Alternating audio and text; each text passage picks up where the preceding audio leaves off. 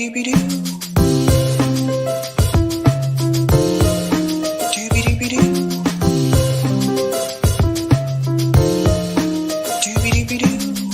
host, sabrinasalvati.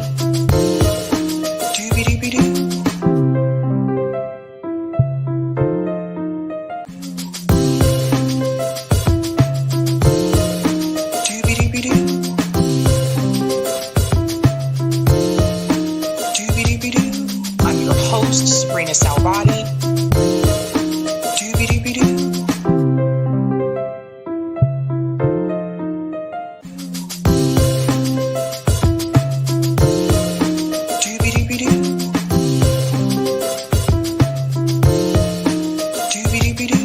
I'm your host, sabrinasalvati. Hey, what's going on, guys? Happy Friday and welcome to Sabby Sabs podcast. I'm your host, Sabrina Salvati. If you're new, I want to let you know that Sabby Sabs podcast is a part of Revolutionary Blackout Network. You can catch me there on Thursdays for the Sabby and JB show. And you can catch me here on Tuesday, Thursday, Friday, and every other Sunday. Shout out to everyone watching on YouTube, Rockfin, Twitter, and Rumble. And we are here about to close out the week. We are entering into the weekend and we have so much to discuss tonight. This has been a crazy week, I think, for news, particularly earlier this morning as well. So we have quite a bit that we're going to get into. I do want to start off by giving shout outs to people in the chat. I know some of you are asking if I'm feeling a little bit better. I am feeling a little bit better than yesterday. I don't have the sore, like scratchy throat anymore. So that's a good thing. I do have the sneezies. I have been sneezing quite a bit today. So bear with me. But let's say hello to the comrades and then we'll dive into stories today, ladies and gentlemen. Shout out. What is up to CBC voters? Says happy Friday, fish day, Sabby Sabs. Greetings, Max. Sabby. Have you heard about the potential for a significant East Coast port strike on October 1st? I heard rumblings of it, but I am very hesitant to talk about strikes until they actually happen, because there's been a number of times, like I know like a year ago, we were having all those like potential, there was going to be a potential strike and I would start to cover it and then it wouldn't happen. And then people would get disappointed and they're like, oh, I got my hopes up for nothing. So I like to try to wait until it actually happens and then cover it. Shout out to Hobo. Thanks for the thumbnail and title. Now I can watch the Suge interview. Yeah, buddy. That is something. I can't wait to get into that topic tonight. Oh boy. Suge Knight is in jail, but he's still speaking his piece, right? He's still speaking his truth. Shout out to David. Sabby, the war criminal, was at the UN speaking in mass walkout. Yes, he was, and he should be ashamed. And I'm going to cover that tonight. And kudos to all those UN delegates that were brave enough to walk out. Shout out to GG. Sabby, you're going live tonight. Awesome. Can't wait to see. Steinware 2024. Great interview, by the way. Thank you so much. Yeah, if you guys haven't had a chance to see that, check out the interview that I did with Jill Stein and Butch Ware. That was uploaded yesterday. So if you're looking for uploads or like clips, I call them clips, but if you're looking for clips or a premiere interview, those will be on my homepage under clips. So yeah. Shout out to Thon, says, oh snap, happy Friday to y'all. Greetings, Lauren, says, free Palestine. Shout out to Hannah, says, sup. Greetings, Robert. If there wasn't a hell, we'd have to invent one. This is what someone needs to say about these evil ghouls. We really need a hell for them. Shout out to Bill Bobby, says, fire, yay, fire. Greetings, Popeye. Hell is an invented concept. Shout out to Charlie Mack in the house. Let's go. Hit the thumbs up, fam. Greetings, Kenman, says, love Sabby. Shout out to Kieran, says, sisters in the pulpit, we're going to church. Oh, it should be an interesting night. I'll tell you that much. What's going on, Miss Pamela, says, good evening, y'all. Greetings, want to see more, says, like. Shout out to K8 Max, says, hey, everyone. Greetings, Yin Yang, also says, like. Everybody's saying like. Shout out to Miguel, who always reverts back to peace. Keeping it real. Greetings, BN says doobie doobie doo. Shout out to Trust and Success says let's go. Greetings, Gup on Rumble. And then the Rumble emojis don't really come through on StreamYard as well. Some of them do from YouTube, some of them don't. But shout out to Gup. Greetings, Zoe says Hurricane Helen got the air feeling sniff. Yeah. And you know what? Like, I don't live down south anymore, but when I lived in the Carolinas, like hurricane season was just like, I don't know, just like a snow day here in Massachusetts. It's like, oh, it's snowing. Okay, whatever. It was just kind of like that, you know. We used to have hurricane parties, you know. So it's always interesting to me when I've moved to other places and they weren't used to having a hurricane, and they're like, oh no, we may get hurricane winds from the hurricane that's coming from down south, and I'm just laughing my butt off, right? Category 4, and we were still having like hurricane parties. Shout out to Sama, says the Semitic words like Bismillah, Ayatollah are all Arabic, but also biblical Hebrew words. So the word like Ayatollah, ayat plus Allah, is holy word for Christians, Jews. Interesting. What is going on? Bryce says, sup, Sabby, Eric T. What up, everyone? What up? What up? Greetings. Janice says hello to Miguel. Shout out to Benny, says good evening to all you wonderful people. Greetings. Joe says Friday night with Sabsters. Shout out to Shazmatica, says hello.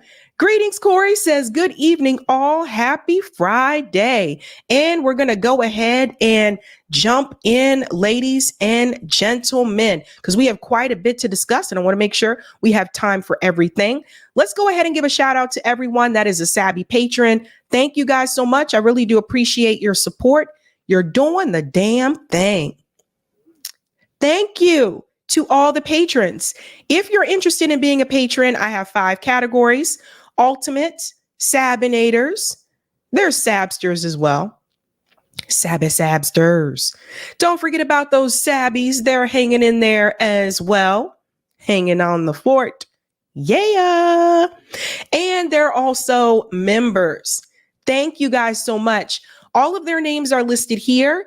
And you can see their name scrolling across the bottom of the screen there on the ticker.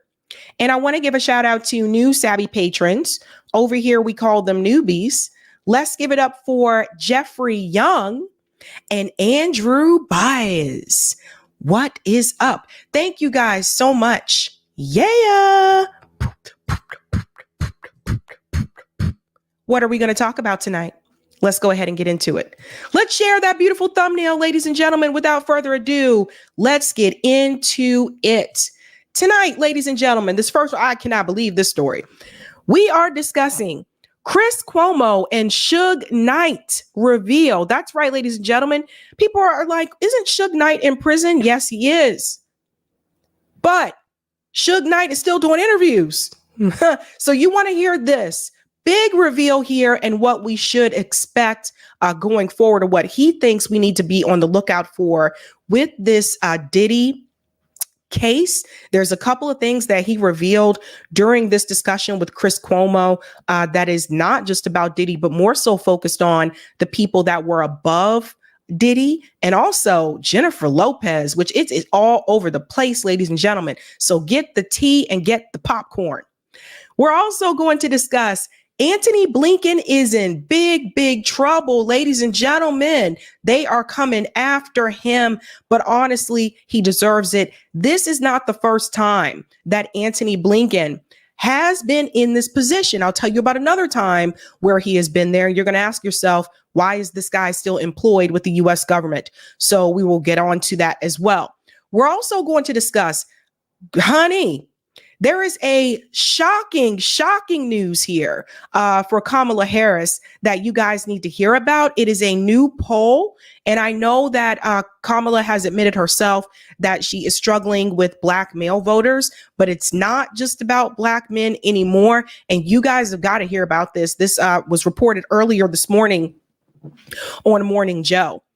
We're also going to discuss that war criminal himself, Netanyahu, had a speech today at the United Nations, and we're going to get into the speech. We're going to get into some of the protests that happened outside of the UN. But not only that, but there was also a walkout at the UN. And I don't think I've seen them do this before with other speakers. So brace yourself for this one. We got some things to talk about.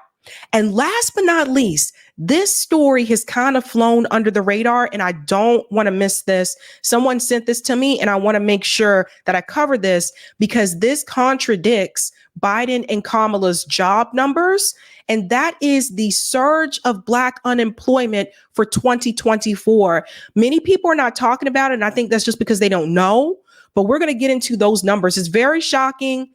The numbers are huge. That jump is huge. And you'll see the woman, she's standing there. She says jobs, not jails. We're going to get into all of that. And we will finish Arizona. We'll finish Arizona ballot measures tonight. Yeah. If you haven't had a chance to do so, ladies and gentlemen, start us off right. Smash the like. And we're going to go ahead and dive into our first story. So, ladies and gentlemen, Netanyahu had the nerve. I'm not even going to say audacity. I'm going to say nerve. He had the nerve to come to the U.S. and speak at the United Nations. This is his second trip to the United States to give a speech after his speech in Congress. And it's all over the place. The number of lies that you're going to hear this guy tell. And I'm actually very surprised that they did call this out on one of the CNN channels. Now, CNN has multiple channels, but on one of their channels, his lies were called out. And I think people really need to hear this. Now, of course, you know, because he was coming here, he was not just going to walk into the UN and not be met with protest. And one of those protests started off early on. Shout out to Breakthrough News for this clip. Palestine solidarity activists are blocking the highway to the United Nations ahead of Benjamin Netanyahu's speech today. So you'll see this here. And notice, I want you to see the people that are in line here. Notice you see T-shirts on them that says Jews stop saying arming, say stop arming Israel. And you'll see another woman here with a T-shirt that says not in our name. So again, it goes back to what I've said before, that when they say these protesters are, you know, anti-Semitic or whatever, a lot of the protesters are Jewish Americans. So they were blocking the highway here. Stop arming Israel! Stop arming Israel! Stop arming Israel! Stop arming Israel! Stop funding Israel! Stop funding Israel! Stop funding Israel! Stop funding Israel! Stop arming Israel! Stop arming Israel! Stop arming Israel! Stop arming Israel! Stop bombing Gaza! Stop bombing Gaza! Stop bombing Gaza! Stop bombing Gaza! Yeah, so that is one of the protests outside of the UN, and that was one of the smaller ones. I want to show you another one. There were thousands of protesters that marched in the streets in New York City. They shut down 3rd Avenue, again, protesting against Netanyahu speaking at the UN. So as you guys can see, as I told you, the protests would ramp back up. This is what I was trying to tell people, and now you see, here we are.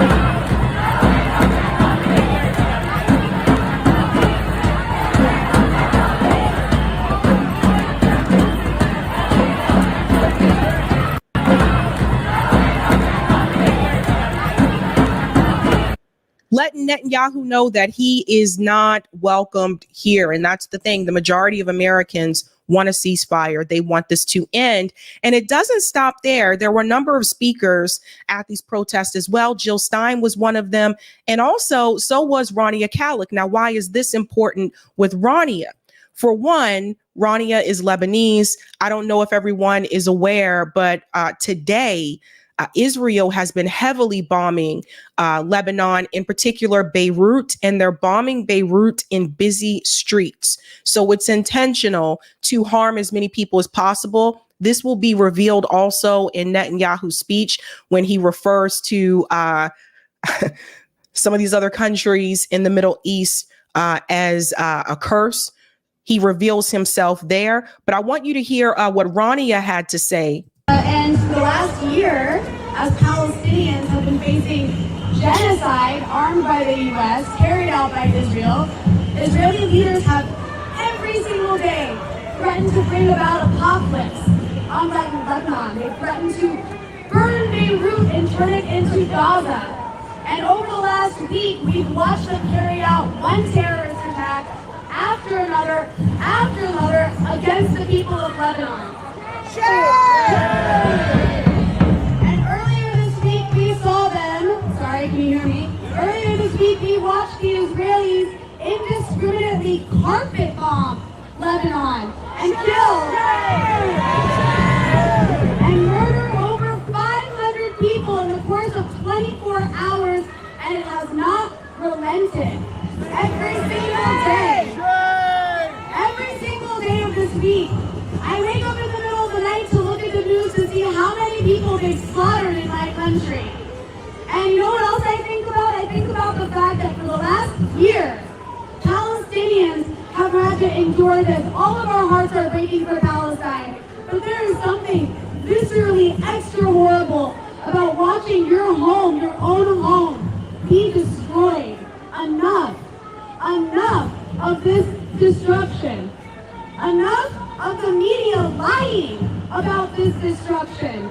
Every day Israel terrorizes our people. They say Israel's acting in self-defense. Genocide is self-defense. And that we're the terrorists. Because our resistance is hitting their military stations. We're the terrorists. That's what they say. They are the terrorists. Netanyahu is a terrorist. Biden is a terrorist. And Vice President Kamala, who has been silent since Lebanon has been bombed, has backed Israel 100%, is a terrorist. They want us to submit or die. That's what their ceasefire proposals say. But our people will not submit, and they will refuse to die. They will always fight back. And they are fighting under the most dire of circumstances. In Gaza, they are fighting under the most dire of circumstances, from tunnels. In Lebanon, they are fighting under dire circumstances where they are turning South Lebanon into another Gaza. And we in the Imperial Corps, we say no. We say enough. We say arrest the war criminals, arrest Netanyahu, arrest Biden. No more weapons for Israel. Enough.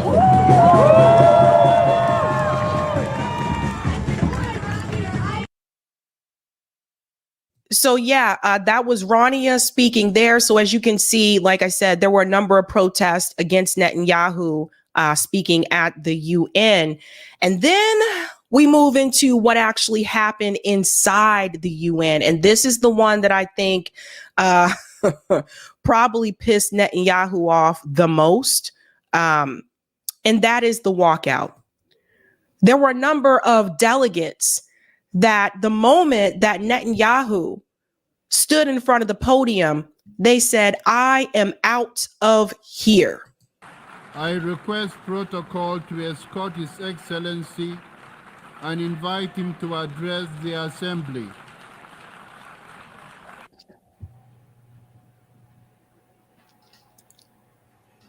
So you can see them walking out. Order, please.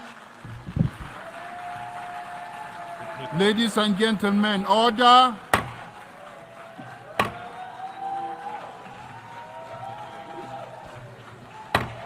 Order, please.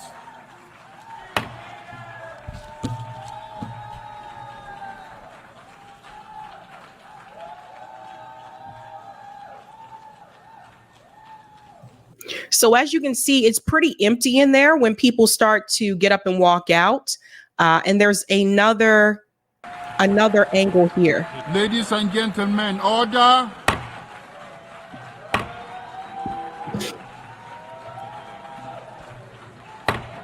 Order, please. Ladies and Yeah, really interesting. Here's another view.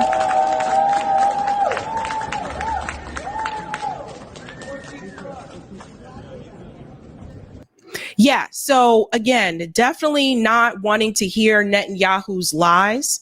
Some people say that they should have stayed there and they should have, protested in a different way. I don't know. People have different ways of protesting. And then we get into the cringe speech from Netanyahu. We're not going to play the entire speech, but there is one part that I want to focus on in another clip from the speech that I want you to hear as well.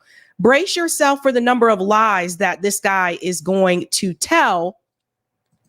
And then we're going to get into the aftermath of this speech. Here's the truth. Israel seeks peace. Israel yearns for peace. Israel has made peace and will make peace again.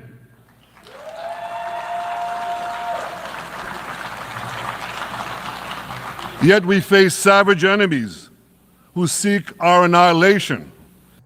Notice how once again he refers to them as savages. He used this same expression when he spoke in front of Congress. And we must defend ourselves against these savage murderers.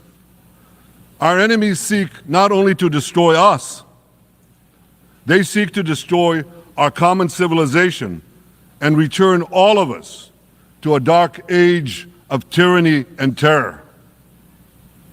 When I spoke here last year, I said we faced the same timeless choice that Moses put before the people of Israel thousands of years ago. As we were about to enter the Promised Land, Moses told us that our actions will determine whether we bequeath to future generations a blessing or a curse. And that is the choice we face today. The curse of Iran's unremitting aggression, or the blessing of a historic reconciliation between Arab and Jew. In the days that followed that speech, the blessing I spoke of came into sharper focus. A normalization deal between Saudi Arabia and Israel seemed closer than ever. But then came the curse of October 7th.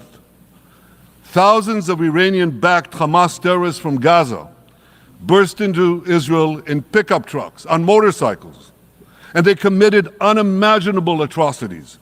They savagely murdered 1,200 people. They raped and mutilated women. You see how they're still spreading that same lie about the mutilation, etc., right? So continuing. And it's so interesting because, like I said, he's speaking to a pretty much, look how empty it is in there.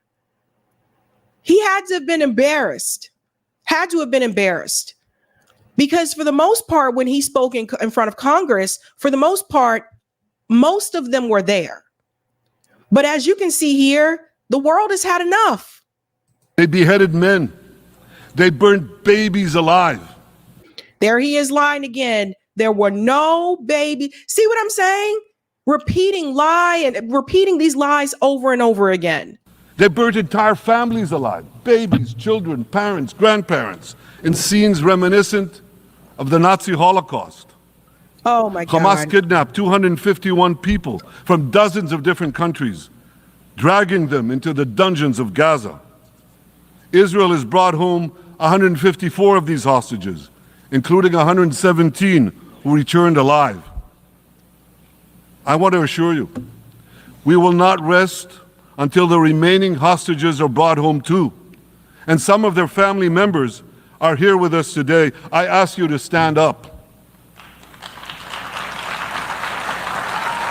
So as I said before, if he really wanted to get all those hostages back, he would have accepted the ceasefire deal to get the hostages back. That's not what he wants. He wants to destroy the Palestinian people, and he wants to destroy now the Lebanese people as well. With us is Eli Stevie, whose son Idan was abducted from the Nova Music Festival. That was his crime. A music festival. And these murderous monsters took him. Kobe Smirno, whose son Jonathan was murdered, and his corpse was taken into the dungeons, into the terror tunnels of Gaza. A corpse held hostage. Salim al-Atrash, whose brother Muhammad, a brave Arab-Israeli soldier, was murdered. His body too was taken to Gaza. And so was the body of Ifat Hyman's daughter in Bar, who was brutally murdered at that same music festival. With us is Sharon Sharabi, whose brother Yossi was murdered, and who prays for his older brother Eli, who is still held hostage in Gaza. And with us too is Izhar Lifsich from Kibbutz Nir Oz, a kibbutz that was wiped out by the terrorists. Thankfully, we achieved the release of his mother Yocheved, but his father Oded is still languishing in an underground terrorist hell of Hamas. I again promise you, we will return your loved ones home. We will not spare that effort until...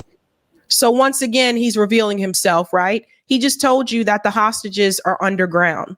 So once again, they're acknowledging that they know that they're in the tunnels, but they're not going into the tunnels.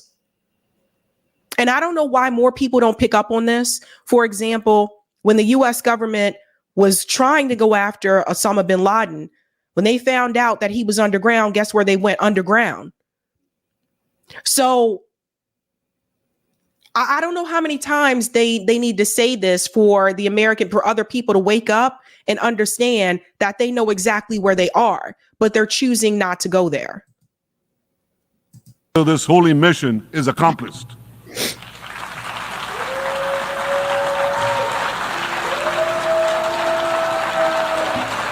Ladies and gentlemen, the curse of October 7th began when Hamas invaded Israel from Gaza. But it didn't end there. Israel was soon forced to defend itself on 6 more war fronts organized by Iran. On October 8th, Hezbollah attacked us from Lebanon. Since then, they fired over 8,000 rockets at our towns and cities, at our civilians. You were attacking Lebanon for quite some time. In fact, when you look at both of these situations, Israel was the aggressor. Of course, he's going to omit that part. At our children.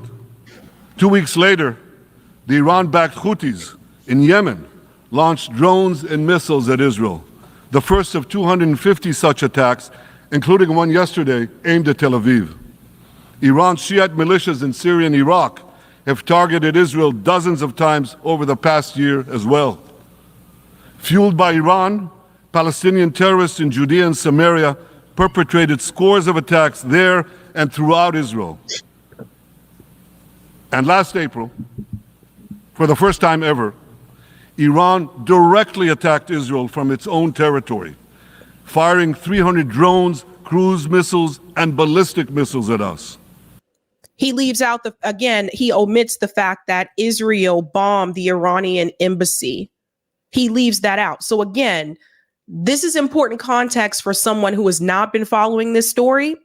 Iran fired towards them as a warning. That was after they bombed the Iranian embassy in Damascus. This is why it's important to watch independent media, because there's a lot of things that he's leaving out here. And if you haven't been following the story, it's easy to just sit here and believe what he's saying. I have a message for the tyrants of Tehran. If you strike us... Notice how hold on. So he said, I have a message. Oh, shoot. Hold on. Israel. And last April, for the first time ever, Iran directly attacked Israel from its own territory, firing 300 drones, cruise missiles, and ballistic missiles at us.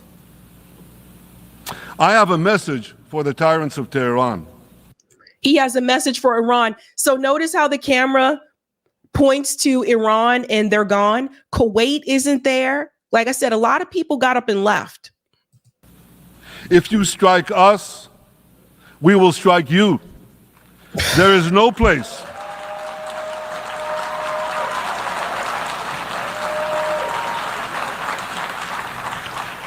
There is no place in Iran that the long arm of Israel cannot reach. And that's true of the entire Middle East. Far from being lambs led to the slaughter, Israel's soldiers have fought back with incredible courage and with heroic sacrifice. And I have another message for this assembly and for the world outside this hall. We are winning.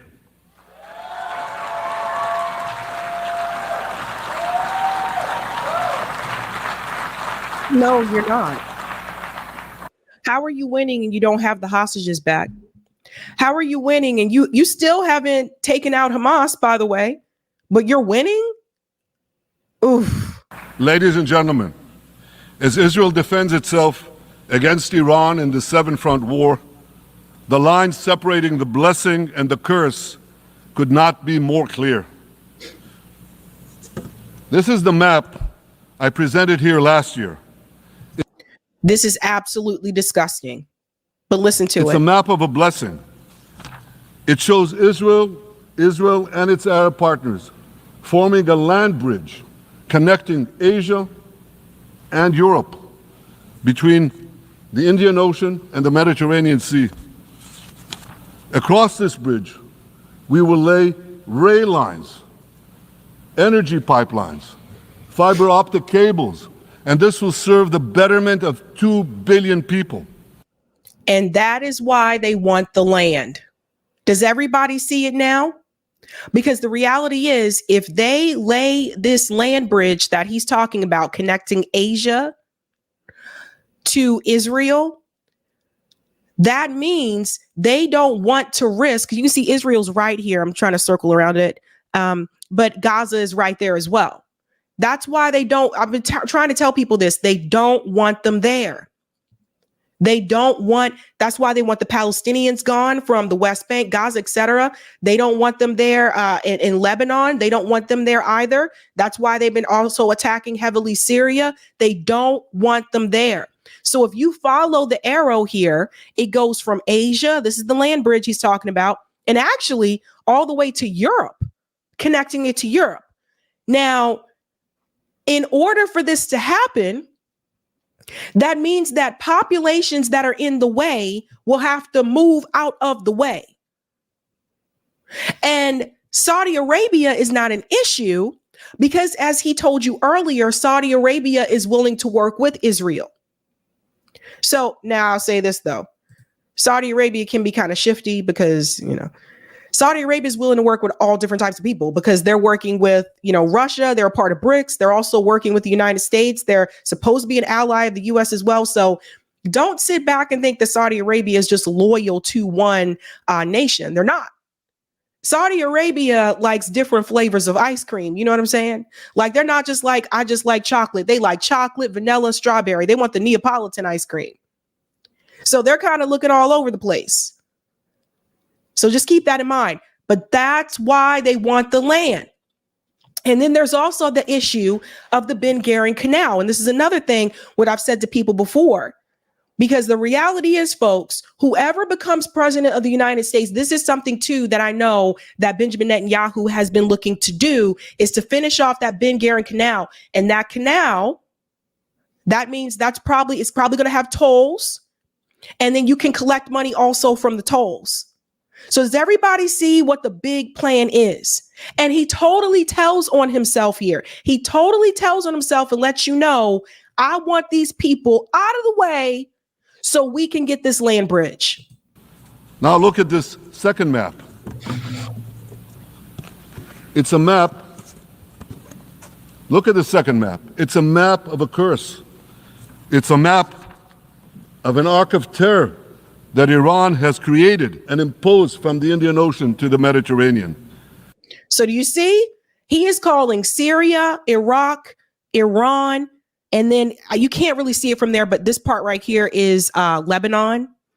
He's calling that a curse. He wants that gone. You see what I'm saying? Like this, and what he's trying to tell you is they are in the way. They are in the way of this project. Iran's malignant arc has shut down international waterways. It cuts off trade. It destroys millions, destroys nations from within, and inflicts misery on millions. On the one hand, a bright blessing, a future of hope. On the other hand, a dark future of despair. This is capitalism at its finest, right? Because we can point to this and we can say Benjamin Netanyahu is a genocidal maniac. We can say that he's insane, he's crazy. We can say that, you know, he's a killer, etc. But what does this all boil down to in the grand scheme of things when you look at the blessing that he put in front of you and the project that they're working on? It is capitalism and exploitation. Because see, it is always important that we connect it back to the root here. And the root is capitalism. He wants them out of the way because he wants that land bridge for trade, more money. Who's going to work to build that land bridge, I wonder? How much will those workers be paid, I wonder? Think about it, folks. This is the evil. This is the problem with capitalism. Push anyone and anything out of the way that is going to be a deterrent to the final product. You can connect that to gentrification too, by the way. If you think this dark map is only a curse for Israel, if you think that, then you should think again. Because Iran's aggression, if it's not checked, will endanger every single country in the Middle East. Now they go on with the fear factor, right? So now this is the part where they try to explain to you, or the speaker tries to explain to you why. I know I mentioned this land bridge and that would benefit us, but it's not just about us. Let me also explain to you that, you know, Iran's going to be an issue for you too. You should be afraid of them too. They're going to come after you. So you should help us in getting this accomplished so that you won't have to worry about them either. They are leading with fear. They are leading with supremacy.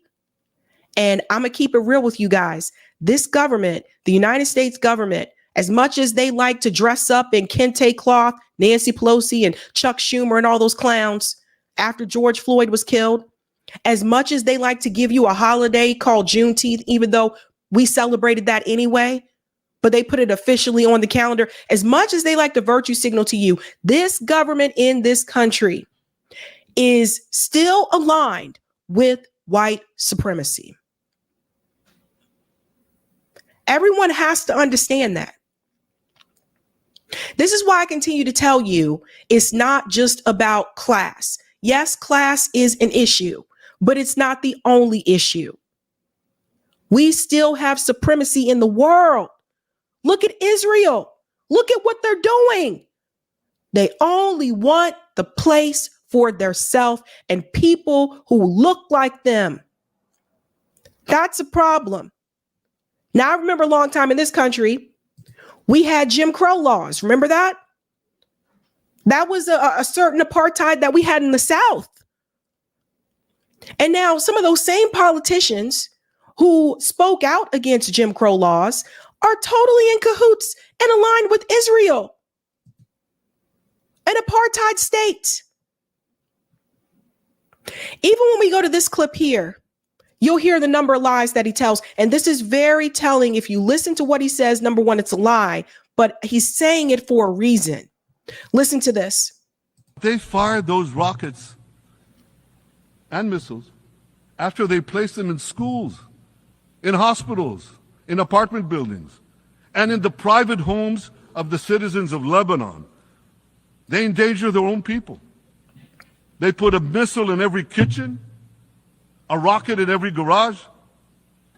I said to the people of Lebanon this week, get out of the death trap that Hezbollah has put you in.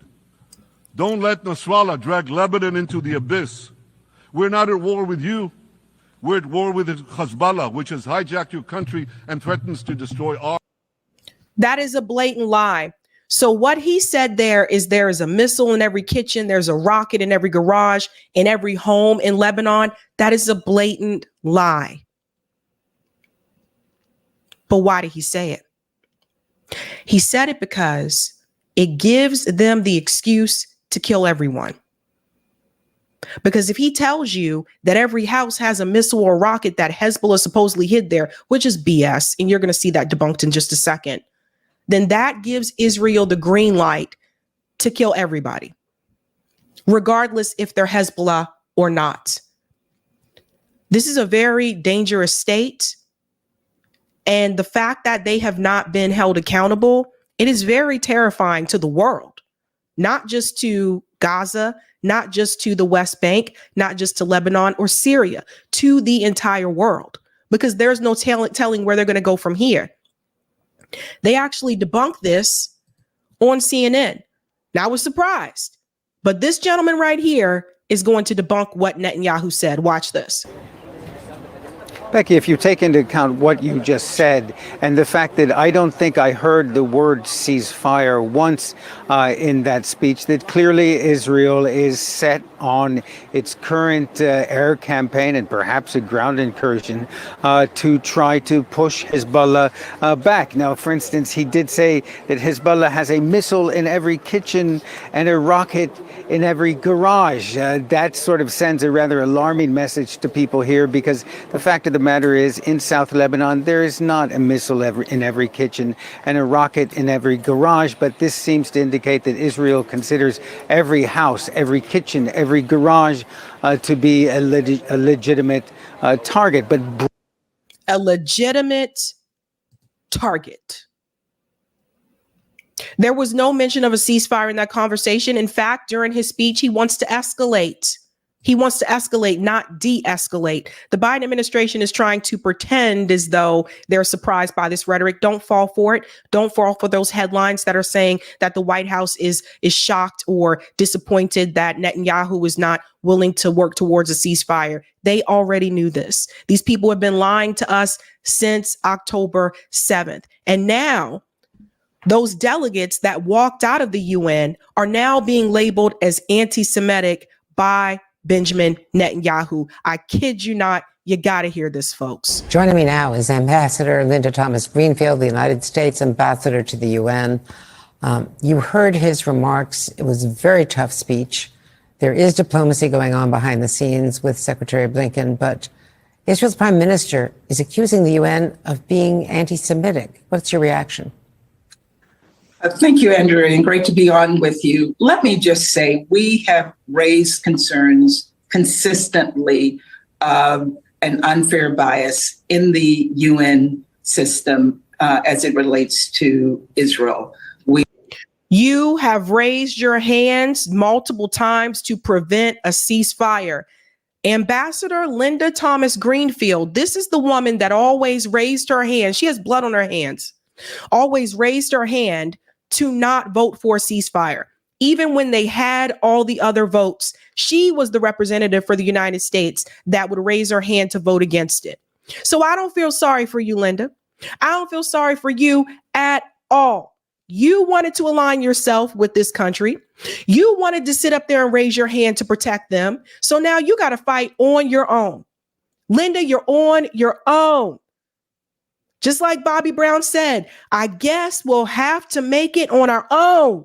We have, I think, an inordinate number of meetings related to Israel compared to other regions in the world that where we have sometimes even more problems. Like Sudan is an example. So I think the Prime Minister is right in the sense that there is an unfair focus on Israel. I will not comment on anti-Semitism. I have no doubt that there are individuals in the UN system that might, or among member states that might apply to. I would not apply it to the entire UN system. Of course, again, it has to be a black woman, right? They got to get a black woman to say this stuff. I don't know if this woman has a family or not, but there's no way I would want to be associated with this woman at all. Netanyahu told Tehran today, if you strike Israel, we will retaliate. Iran has not retaliated directly against Israel for the assassination of the Hamas leader in the Tehran, in Tehran, in the Iranian capital, or for attacks against its proxies in Lebanon. How concerned are you about the threat today? The president, of course, has made clear that we do not want to see the situation in the Middle East escalate. We don't want to see a full-blown war in the Middle East. So yes, we are concerned about the situation. We have just urged the Iranians who have been proactively engaged with supporting anti-Israel elements that they should cease those actions. But Israel has a right to self-defense, and we have been clear about Israel's right to defend itself should it be directly. Yeah. So this woman here she's a puppet. She's a puppet. We all know that Israel has been the aggressor, and so does she. When she tells you that they don't want to see a larger scale war in the Middle East, if they really meant that, they wouldn't continue to give Israel weapons. Because they know in the end, Israel wants all of them gone. He just showed you the map. Clear as day. Clear as day. So Linda Thomas Greenfield, I don't know why you decided to sell, your soul for Israel or for the position that you have, but you should feel ashamed of yourself. And ain't no way in the hell the United Nations should have allowed that war criminal to even step foot inside of the UN. And I'm getting really tired of people saying things that like, oh, well, it's Israel, so we got to give them a pass. No, we don't. I live in the United States of America. I don't live in Israel. Do you guys live in Israel? No, didn't think so. Why are we sticking out our neck for the state of Israel, but we're not sticking out our neck for the people in this country? Why are we doing this? Why is our government doing this? Because they're all bought and paid for. The politicians are bought and paid for by the Israeli lobby. Otherwise, this would not be happening. I don't even see Germany doing as much for Israel as the US does. And yes, Germany still gives them weapons, but not as many as we do. Such a mess. Such a mess. Let's go to some of the comments here. Shout out to Lilith Aaron for becoming a Sabby member. Welcome. Steph says, how can Dr. Evil give a speech at the UN when there's an ICC warrant for him? Right, but they never arrested him. And that's the other thing. This guy should have been arrested a long time ago. It's a mess. Thank you, Trusting Success. I love when Rania put Pierce Morgan in his place. Yeah, I did too. Thank you, Jasmine. That walkout was beautiful. Thanks, Willis. Netanyahu hammer-headed self can't stand that clown. Thank you for this one as well, Willis. Putin showing more restraint than Netanyahu's ass. Isn't it crazy though? Thank you, Luis. Didn't Kamala repeat the grape lie during the debate? And how many hostages have died from IDF bombs? What lunacy. Yeah, she did. They're all doing it. They're all in on it. The Oracle says, but what he isn't saying is that he will bring the hostages back dead or alive. That's true.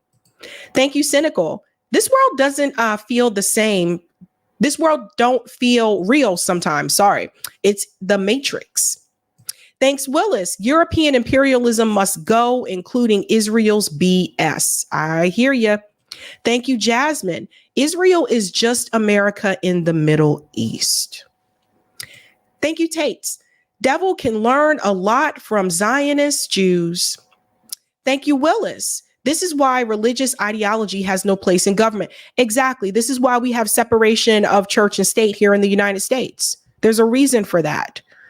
Thank you, Phenomenal Mysticism. How big was the attendance of Netanyahu's speech before the audience walked out? Was the audience really large to begin with? I can't tell. Well, those were the delegates that walked out. So there's delegates that represent each country. So most of the delegates walked out. Thank you, Mullian. Please interview Christopher Bolin, if you can reach him, to better understand the terrorist state of Israel that America seems to support without question. I'll keep that in mind. Thanks, Willis. She's a whole disgrace to the Black race, dim shill. I hear you. Thank you, Trust and Success. Linda is a traitor for money and status. SMH. Very unfortunate. Let's get those comments on Rumble. Thank you. Hey. Thank you, Gu81. He wiped Palestine off the map again. Thank you for this one. Also, he told the Knesset that Jordan border is next. Everybody hear this? Thanks for this one as well. He also told African refugees to join the IDF in Gaza and in exchange will give them citizenship. Then did not keep their word because they are not Jewish. Yep. And thank you for this one. Linda Thomas Greenfield said the ICJ decision about Israel ending the occupation was incorrect. What a B. Yep. All right, guys, if you haven't had a chance to do so, smash that like button. If you're new, don't forget to like, sub, and share. If you already hit it, thank you for hitting that like. We're going to the next story. This is a story that I feel that is underreported or it flew under the radar. Remember how Joe Biden and Kamala Harris were bragging about the jobs number report? And later on at the Democratic National Convention, it was revealed by a CNN commentator that they found that those numbers had been fudged. So they were fudging the numbers and that there weren't as many jobs created as they said. Now let's move a step further. I've been telling you over and over again about unemployment, about the unemployment rate, about the homelessness rate in this country the past couple of years. Did you know that this year, the Black unemployment rate surged and the Biden administration didn't say anything about it? According to them, the economy was doing great. According to them, inflation was down. And according to them, they created all these jobs with good wages and everything was going okay. Now, let me ask you a question. Why is it that Kamala Harris, who's supposed to be the Black woman, wink, wink, candidate, why didn't she bring this up? Why didn't she bring up this here? The Black unemployment rate is consistently twice that of white workers, and here's why. The first time this was announced was in February, and then they talked about it again in May. We're going to go into the May video in just a second. A surge in hiring last month far exceeded expectations and kept the unemployment rate at a near historic low, but the strong performance didn't benefit everyone. The unemployment rate among Black men jumped to 5.3% in January. 5.3%. Nobody mentioned it. Biden administration didn't mention this at all. No word of it. That was rising from 4.6% over the previous month. This is data that was released by the U.S. Department of Labor. The U.S. Department of Labor released this data and they never mentioned it. The divergent fates of Black and white workers last month exemplify a broader disparity in employment between two groups that stretches back more than 50 years. Since the U.S. collected such data, in 1972, the Black unemployment rate has consistently stood at levels twice as high as the unemployment rate among white people. The relationship has undergone occasional shifts up or down, but quickly returned to a level of 2-to-1. There is no relationship in the labor market that is nearly this consistent and stable. That's coming from Valerie Wilson, who is the director of a program on race, ethnicity, and the economy. Employment equity is essential to racial and economic justice because work is essential. It's people's ability to provide for themselves and their families.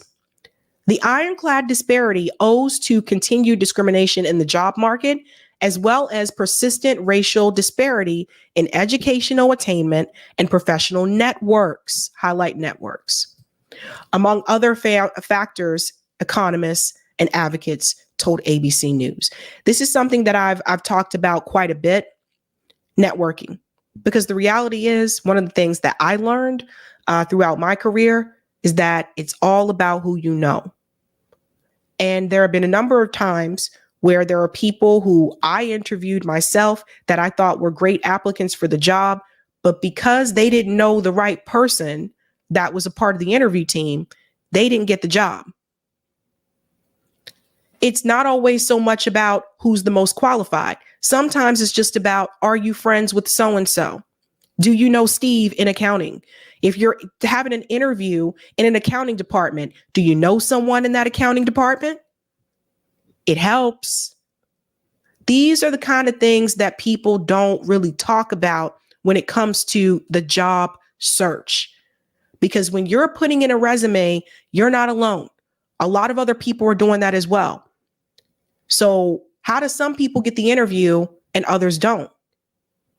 If you have an internal referral, that's going to put you ahead of the other applicants. This is just a reality, guys. And I've worked in different industries. I saw this when I worked in healthcare. I saw this when I worked in higher education. And honestly, even when I was waiting tables when I was in college, I saw it then too. So the reason why this can tend to hurt Black Americans is because oftentimes we don't know people in those spaces to have that internal referral. Let's go on a little bit more here, and then we're going to get to that video. Racial differences in the unemployment rate stem in large part from ongoing discrimination that influences choices made by companies about which workers to add or lay off. Many economists use a shorthand to describe the conditions endured by Black workers. First fired, last hired. Between the late 1980s and mid-2000s, government employment data shows considerable evidence that Black workers are among the first ones fired as the economy weakens. This is very true. If you look on my channel and see the interview that I had with Professor Richard Wolff, he said this as well. Last hired, first fired. When the economy strengthens, meanwhile, Black workers often access jobs only after their white counterparts. These are things a lot of people don't want to talk about this, but it's true. We're usually not the first considered.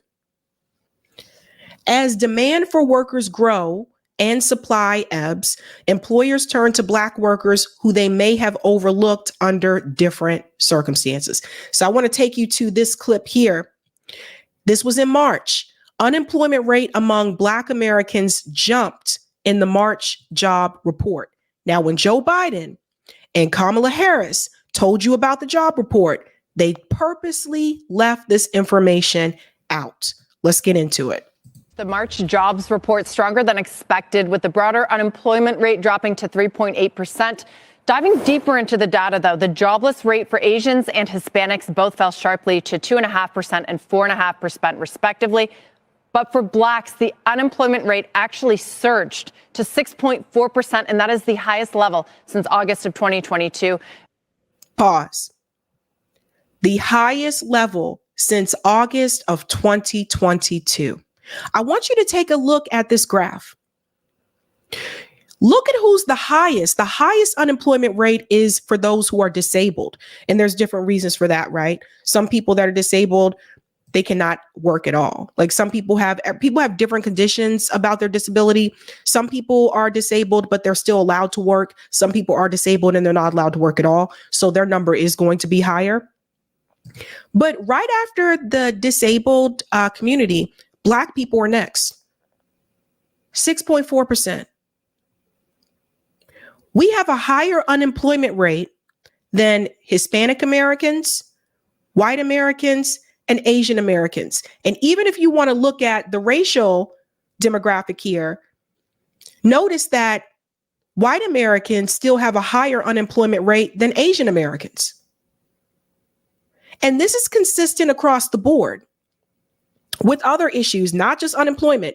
This is also consistent with the wealth issue. When I've shown those numbers before on the show, where you see like who has wealth and who doesn't, who's at the bottom of net worth as well, guess who's at the bottom? We are. Black people are at the bottom. So you see the consistency. If we have the higher increase in unemployment, and we have the wealth disparity because we never closed the racial wealth gap because we didn't implement reparations for descendants of slavery in this country, it makes sense that we would be at the bottom when we talk about net worth. Is Kamala Harris talking about this? Is Kamala Harris? I heard Donald Trump mention something about it, but is Kamala Harris talking about this? Jill Stein is talking about this. Cornel West is talking about this, but the so-called Black woman candidate isn't talking about this. Joining me now to discuss this disparity in jobs and the impact on the economy is Mark Morial, President and CEO of National Urban League and the former mayor of New Orleans. Thanks so much for being with us. First, talk about why we have this. Why do we have this disparity, and what can we do about it? It's not easily explainable, but it must have something to do with discrimination in hiring practices. I mean, how else could you explain this sort of aberration where the joblessness rate for every other ethnic group has gone down with the exception of African Americans? So I was surprised to see it because this is otherwise a hot jobs report with significant job creation, 300,000 plus, 276,000 jobs average per month over the last year or so, 26 straight months of job creation above 200,000. It's a strange look. So what we should look for is whether this is an aberration, meaning a one-time occurrence, and what the job report looks like for African Americans next year. So based on the article that I just read to you, this is not a one-time occurrence. This has been a trend over time. Okay, so he didn't do his research, but whatevs. We see a trend. There's something happening out there that needs to be aggressively addressed. If it is a trend, Mark, what tools are out there to basically fix it or do something about this? Well, I think we should wait and see. I mean, it would be easy for me to react very quickly to this, but I'd like to see if it's a trend. But what we have, unfortunately, is still this last hired, first fired, if you will, phenomenon. And it may have something to do with these aggressive attacks on DE&I that are taking place. So notice that his title said, he's a part of the National Urban League. I told you guys this before. The NAACP, the Urban League, they're not really doing for Black communities like they should. The NAACP and the Urban League, somewhere along the way, they decided to align themselves with the Democratic Party. Now, I have a question. If you are the NAACP and the Urban League, why are you aligned with any political party if your purpose is to help better and improve the Black community? Why are you aligned with any political affiliation? You shouldn't be aligned with anything. That's also using the assumption that all Black people are Democrats, and they're not. Most Black people don't vote. So why are you aligned with a political party? The NAACP right now, $20 million they raise to help get people out to vote for Kamala Harris. They announced it on Twitter. I saw it earlier today. Why not put that $20 million into Black communities? So you see, even some of these organizations that have Black in the name are not really using the resources in the way that they should to help out the Black community. They're more willing to put that money towards getting someone elected who doesn't even have a Black agenda. Can I say it again? Why is the NAACP putting money towards a candidate that doesn't even have a Black agenda? Why is that happening? These organizations became co-opted at some point in time. This is a problem. But I wanted to point that part out there. I wanted you to see that he was with the Urban League. The impact of it being to drive up the Black unemployment rate. If that is so, then we're seeing a retreat from many commitments that were made post George Floyd in this nation towards a more equitable and just future. But I'm going to urge that this is a sign of concern, but I want to see, because from time to time we see in the jobs report months that are aberrant. Oh, I think the video got. I want to see, because from time to time we see in the jobs report months that are aberrant. Yeah, sorry, that part there gets stuck. I think he's pretty much said, hold on. Sometimes it happens when I have too many tabs open. So sorry, you guys. We'll try to jump ahead again. To highlight, I wonder, Mark, what's the impact of higher rates? Does that have a disproportionate effect on this part of the population as well when you have things like higher credit card debt and mortgage rates? Look, when people are not working, they can't meet the basic necessities of life. So the higher the unemployment rate for any community, it makes it harder for them to meet the necessity of taking care of themselves and their loved ones. And that is simply a fact. In an economy with this type of growth rate and with these type of unemployment rates, we should see these declines taking place across the board. The demand for workers, and this is what we see, is very, very strong in the American economy today. Right. And Mark, I wonder, finally, you could just sort of comment on where you think interest rates are going this year and how many are on the table. Do you think the economy is looking very strong by those top line numbers? Of course, there's nuances within them, but do you think there's more risk to the Fed waiting or cutting too soon? Well, look, the Fed should stick to its plan to cut 3 times on the timetable they've outlined. What's important for Fed policy is for people to trust their plan and for us to be able to understand what the expectations are. In my view, we'd like to see the cuts take place sooner rather than later. Why? What's driving some of the lingering inflation are housing costs, which represent 1/3 of the consumer price index. So by addressing driving down interest rates and making housing more affordable, making home ownership a little bit more affordable, it could have a positive impact on not only economic growth, but also on inflation. So they're talking about the housing costs, which we all know housing is a big problem. But at the end of the day, like I said, you know, that increase of that 6.4% of unemployment is a big freaking issue. And the way that I kind of see it is like you driving down the cost of housing, which, yes, housing is expensive. But the reality is, if you're a part of that 6.4% that is unemployed, you're not going to be able to afford the house when they drive down the price anyway. You need a job. You need a job and you need a living wage. You need a living wage. David Pakman commented on this slightly. He was referring to when Donald Trump mentioned during a conference here that Black unemployment was under him. I want to show you this really quick. Listen to this. Trump claiming that Black unemployment was never lower than under his watch. But we achieved the lowest African-American unemployment rate and the lowest African-American poverty rate ever recorded, ever recorded. Of course, that may have been true until Joe Biden.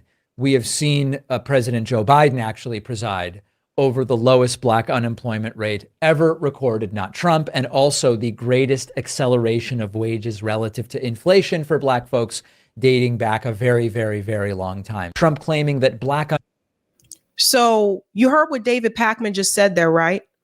And he said, well, that may have been true until Joe Biden. Why did David Pakman not inform his audience about what I just told you? 2024, Black unemployment increased the most, surged to 6.4%. Why didn't he tell his audience that? You know why? Because it's a bad look for the Democratic Party. And he doesn't want the Democratic Party to look bad. This guy speaks at the White House. This guy was at the White House in a room, in a meeting with Kamala Harris. So his job is to protect the Democratic Party. I mean, how hard is it? I just showed you this information. So for him to sit there and pretend like Black unemployment is okay, we're the highest unemployed group. Not only the highest group, but it surged. And he purposely leaves that information out. The Democratic Party isn't thinking about these things because you know what they're thinking about. They're thinking about teaching candidates how to dance because they think all that we want is entertainment.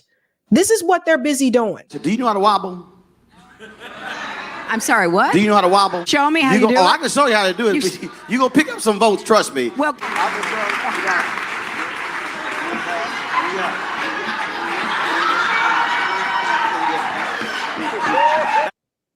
This is all they think that they have to do for us. Does everybody understand this? All they think they got to do for us is do a dance and entertain. And of course, Roland Martin had to be the one to do it. Not try to fix the surge of Black unemployment, not focus on those things. Do you know how to wobble? And we all see that Hillary Clinton lost. Not do you have a plan for Black Americans? No, do you know how to wobble? Like I said before, when it comes to our community, they think all they have to do is entertain us. They have to talk about hot sauce in your bag. They got to talk about, let's do the Cupid shuffle. Let's bring in Meg the Stallion. All they want to do is entertain us, and they think we're totally fine. And that's it. That's enough. That's all you got to do for them. That's it. That's all you got to do.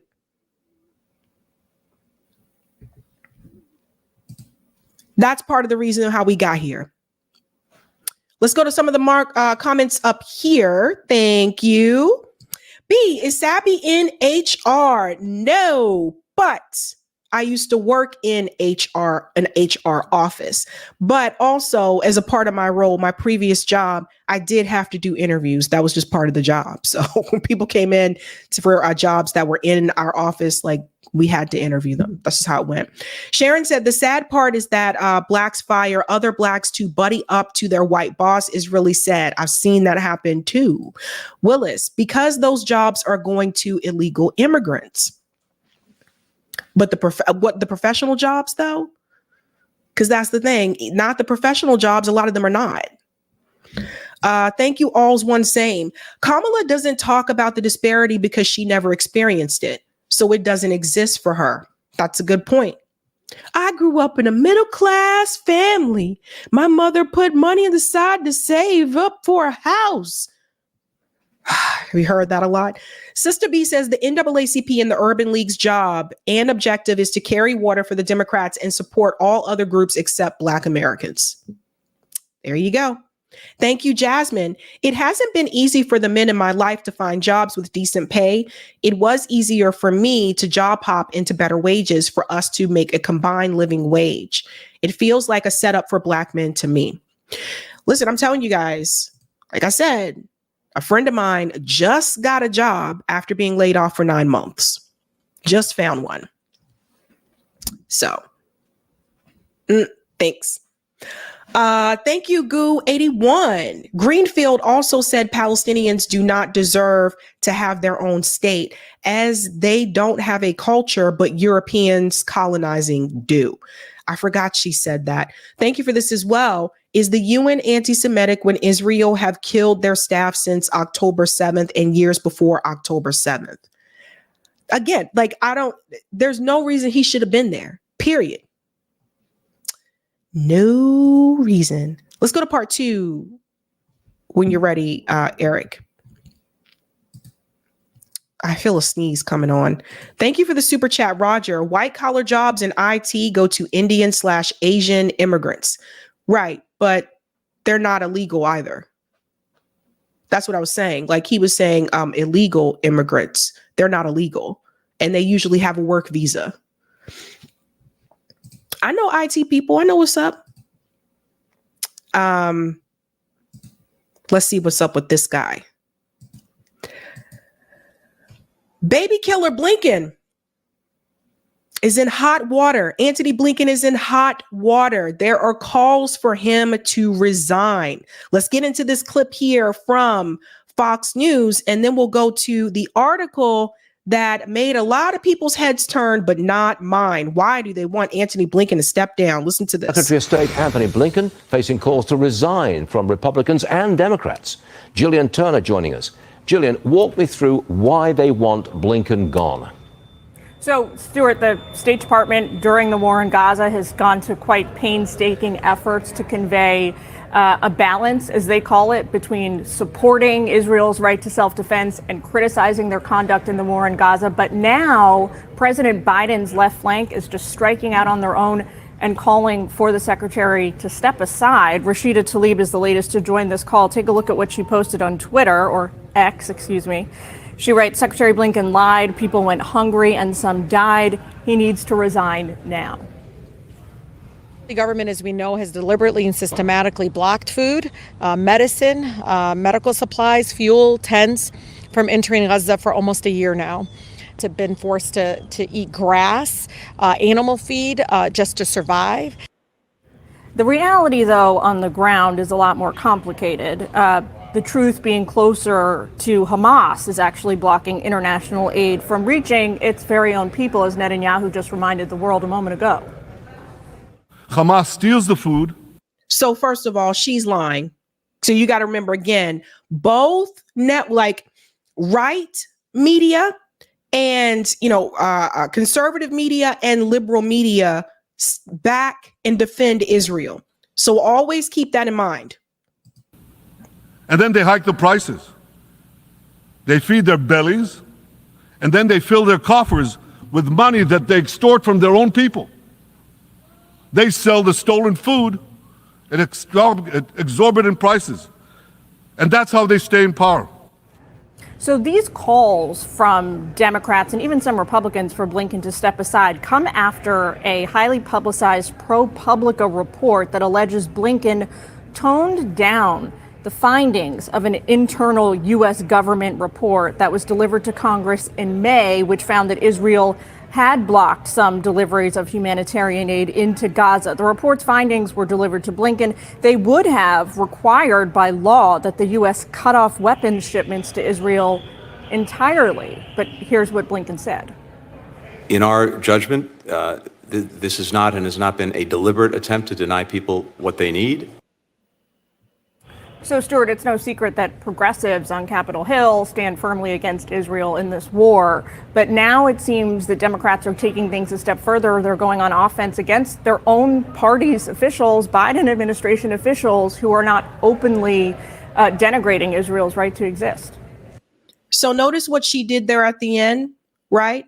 It was already reported that there's bipartisan support for Antony Blinken to resign. Notice at the end of that clip, she said, these Democrats, these left Democrats are going against their own party and da-da-da. Notice how she left the bipartisan shit out at the end and didn't mention that Republicans are calling for him to resign as well.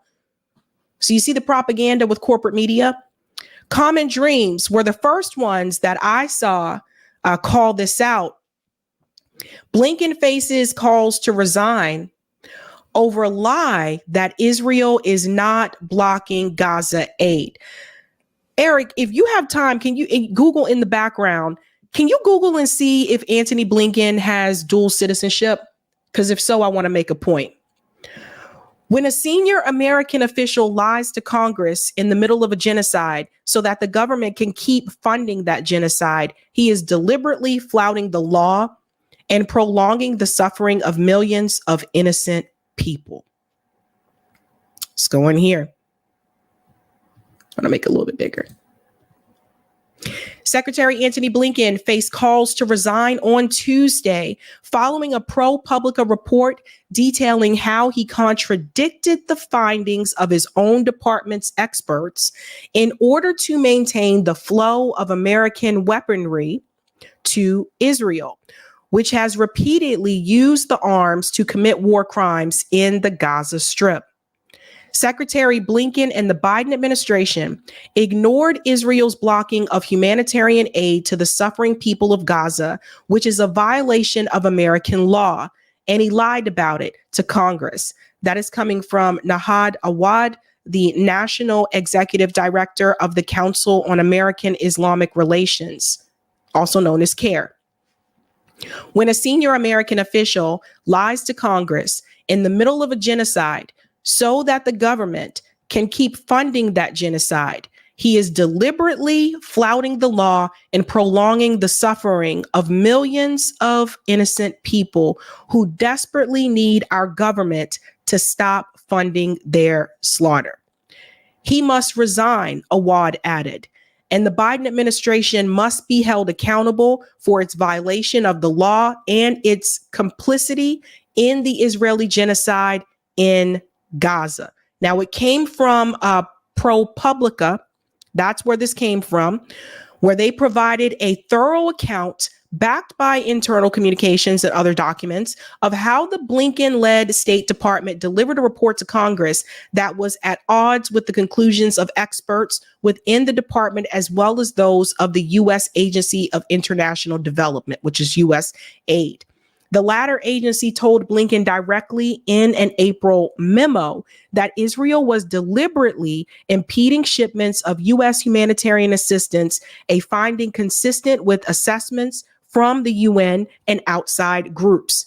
Under U.S. law, the federal government cannot provide arms or other military equipment to countries obstructing American humanitarian aid. So Antony Blinken lied. But I want you to know this is not the first time there have been calls for Antony Blinken to resign. Some of you may not remember this, but during the war in Afghanistan, there were also calls for Antony Blinken to resign. So you may wonder, how in the world is he able to still work with the U.S. government? So Eric told me nothing says about dual citizenship. Okay, I was curious about that. I was curious to see if he had dual citizenship. Same thing with Saul. Secretary Antony Blinken is a Jewish citizen of the U.S., born in New York. He is not a dual citizen of Israel. Okay, thank you. Thank you, Saul, and thank you, Eric. But this being said here, why is it that Antony Blinken was asked to resign during the war in Afghanistan, and yet he is still working for the U.S. government, still working for actually a White House administration? So that tells you right then and there that Antony Blinken is not someone that has done a good job when it comes to war. And yet he is a part of a presidential administration. That should have never happened. Now, what was interesting is that there was an interview with Antony Blinken on Morning Joe. I want to go ahead and bring this up because not once during this interview, and this is recent, do they mention anything about that report. Let's dive in here. Israeli officials say they have instructed their military to continue fighting Hezbollah with, quote, full force. The prime minister's office released a statement this morning, adding Israel has not yet responded to calls from the United States and several other countries for a temporary ceasefire. The proposal unveiled last night amid growing fears the escalating attacks across the border could lead to a wider war. And joining us now here in studio in New York, Secretary of State Antony Blinken. He worked on the sidelines of the UN General Assembly to get that ceasefire proposal on the table. Also with us, NBC News Chief Foreign Affairs Correspondent, the host of Andrea Mitchell Reports. Our good friend Andrea Mitchell joins us as well. Good morning to you both. Mr. Secretary, let's start there. So this is a proposed 21-day ceasefire between Israel and Hezbollah. What more can you tell us about the particulars of it and where Israel stands on it now? Look, just take a step back for a second, Willie, and understand why this is needed and what Israel is legitimately trying to accomplish. Ever since October 7th, Hezbollah in the north has been firing rockets into Israel. Israel's responded, but Hezbollah was trying to create another front as Israel was dealing with the situation in Gaza. And as a result of that, some 70,000 Israelis in northern Israel were forced from their homes. Lebanese were also forced from their homes in southern Lebanon. How can you talk about Israelis forced from their homes when Palestinian people have been forced from their homes for decades by the IDF, by the state of Israel? How can you talk about that? So notice the compassion that he has when Israelis are forced from their homes, but to sit there and pretend like Israelis are not forcing Palestinians from their homes and haven't been for decades. For Israel, there is a strong desire to create an environment in which people can go back to homes, kids can go back to school. And any country would feel the same way. Now, we believe that the best way to get that done is through diplomacy, to get an agreement that would create a secure environment, forces pulling back from the border, people having confidence to go back to their home. This directly to Israelis who say there is no such thing as a ceasefire with a terrorist group, whether it be Hamas or Hezbollah. They're going to continue to do what they do. It's in their charters to destroy Israel. Their goal is to wipe Israel off the map, ultimately. So what is the argument to the Israelis that a 21-day break might actually lead to some kind of a peace? Well, notice what they did there. They continue to repeat the rhetoric from the old charter and not the rhetoric from the new charter. Well, I think the argument is that the alternative, potentially a full-blown war, is going to be bad for everyone involved, and it's not going to achieve the objective of getting people home. Israel was in Lebanon for a long time, up to 2000. 15 years, bogged down there. And yes, when they got out, all of these groups were supposed to disarm. Hezbollah didn't, and it has posed a threat to Israel ever since. Let's pause here for a second. So problem number one, and we'll take this off the screen because we have to move forward from the explosion thing. Problem number one,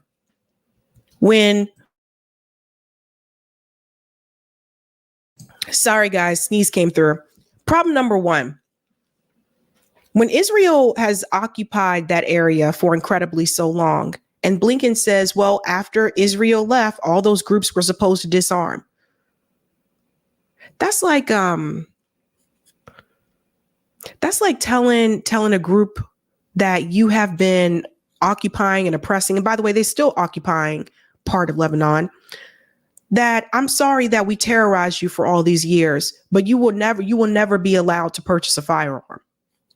Are you kidding me? Why don't they have the right to defend theirself? It's always about Israel has the right to defend theirself. Israel's biggest adversary, and one of ours, Iran wants. It wants to try to bog down Israel in wars of attrition, whether that's in the north in Lebanon, whether that's in Gaza, whether that's anywhere else in the region. So all of these countries want a 21-day ceasefire along Israel-Lebanon border. But Netanyahu spoke in front of the UN and made it very clear that is not what he wants. He does not want a ceasefire. So why do they triumph all those other countries? There's a lot of money that is flowing. We always got to take it back to the money, right? There's a lot of money that is flowing, ladies and gentlemen, a lot of money. And it's the war machine. Antony Blinken is lying to you. I want everyone to really understand they are lying to you. He wants it to happen. Just like he lied about Israel blocking humanitarian aid in Gaza. As the report, that was a leaked report, by the way, as the report shows, that was not the case. As the report shows, Antony Blinken knew that Israel was blocking the aid. When he testified in front of Congress, he lied. So he lied to Congress. Antony Blinken should not only have to resign, Antony Blinken should be fired. And he should never be able to have clearance to step foot in a U.S. federal building again, period. He has been working on the behalf of what Netanyahu wants. I've been trying to tell people about this for the longest time. They don't want a ceasefire. If they really, truly wanted a ceasefire, the U.S. government wouldn't continue to give Israel the weapons. They know what they're doing. This is a game. Call for the ceasefire, give them the weapons anyway, so AIPAC won't come after us and I can keep my job. These politicians, it's like they're being held hostage. And if they really have a problem with that, they can quit. They don't have to keep these jobs. They keep them because they're comfy and they're cushy. Look at all the staffers that left the Biden administration because they didn't want any part in this. They didn't want any parts. Antony Blinken wants to participate. Antony Blinken, who was asked to resign during the Afghanistan war, should have never been brought into a presidential administration, period. But this is what they want. So that's what I want everyone to really grasp. Antony Blinken is lying on Morning Joe. Antony Blinken lied to Congress. Antony Blinken has lied in other interviews. He lies in press conferences. Antony Blinken's job is to go out there and lie as best as he can to make it seem like they're doing something when they're actually not.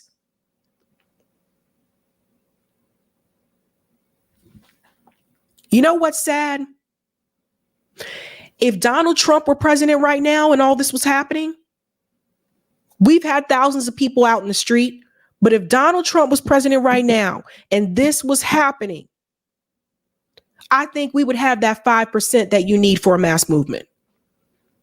But because it is happening under the Biden administration, Even some of the Democrats that have protested against it, they're still not willing to break away completely from that administration. They still want to support Kamala Harris because they're like, well, Trump is going to be so much worse.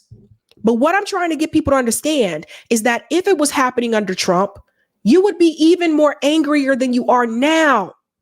So what does that tell you about the political system? What does that tell you about the political parties in this country? It is a problem when you have more anger for a genocide or a certain situation based on whatever political party is doing it. That's a problem. Everyone should be against genocide, period. I don't care if it happens under Biden or Donald Trump. It shouldn't happen. So when people come to me and they say, you need to pick the lesser evil genocide, what the fuck is wrong with you people? What is wrong with all of these people who tell me you need a lesser? Are you insane? Are you serious? What are you talking about? Would you come to me and say you need to pick the lesser slavery? This is stupid. Anything to stay within the party. You cannot continue to sit here and make excuses for Antony Blinken. You can't continue to make excuses for Biden or Kamala, any of them. Just like when Trump moved the embassy, I was livid about that, just like I'm livid about what the Biden administration has done. But people paint heroes in their mind and they see these heroes and they're like, that's my party, so I'm going to try to defend them as much as possible. I've even said, even for the Green Party, I've said there's certain things that I didn't agree with, and we had those conversations on the show. But for whatever reason, people can't put that aside. People have to find a way to defend their party, and that's a freaking problem. I'm seeing people who sat up there and said, and I saw people who sat up there and said that this was a fine line for them, a red line. No way they would cross this line. All of a sudden have no problem crossing that line. What the fuck is wrong with you people? And this is why I say it feels like a cult. This is why I say it. Because these people think you can't do anything outside of these parties. As if these people are going to say, these people are going to save you. There should be massive protest energy against Antony Blinken. And people have been protesting outside his house. You're just not seeing it on corporate media. This man is guilty. And the fact that they brought him on Morning Joe after this article was released and they didn't bring it up at all. They're all complicit, and that includes the media. It's a damn shame. Let's go to some of the comments here. Shout out to Tracy Reed for becoming a new member. Welcome, Tracy. Give Tracy a whoop whoop. Thank you, Luis. Blinken's stepfather was Robert Maxwell, Ghislaine's dad trusted lawyer. No dual citizenship, but deep ties. The hell is he doing in the Biden administration? It just... Judd Hurst, Antony Blinken's stepfather, was a Mossad agent and attorney for Ghislaine Maxwell's father, Robert, along with William Barr's father. So you see what I meant about networking and connections? Lee, Stacey Gilbert resigned after working at the State Department for over 20 years over the Biden administration's policy on Israel. Yeah, there you go. I hear you. And thank you for this one, Lee. Thank you. Very generous. I cannot continue working for a government that denies and enables Israel's deliberate carnage in Gaza. Stacey Gilbert, State Department's Bureau of Population, Refugees, and Migration. Interesting.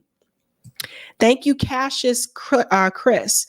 Shahid Bolson from the Middle Nation made a great point today to file an Article 6 with the UN to remove the, it's supposed to be U.S.? Sometimes these things to remove the U.S. from the UN with 100,000 signatures. Ooh, that's a good idea. That is a good idea. Like that.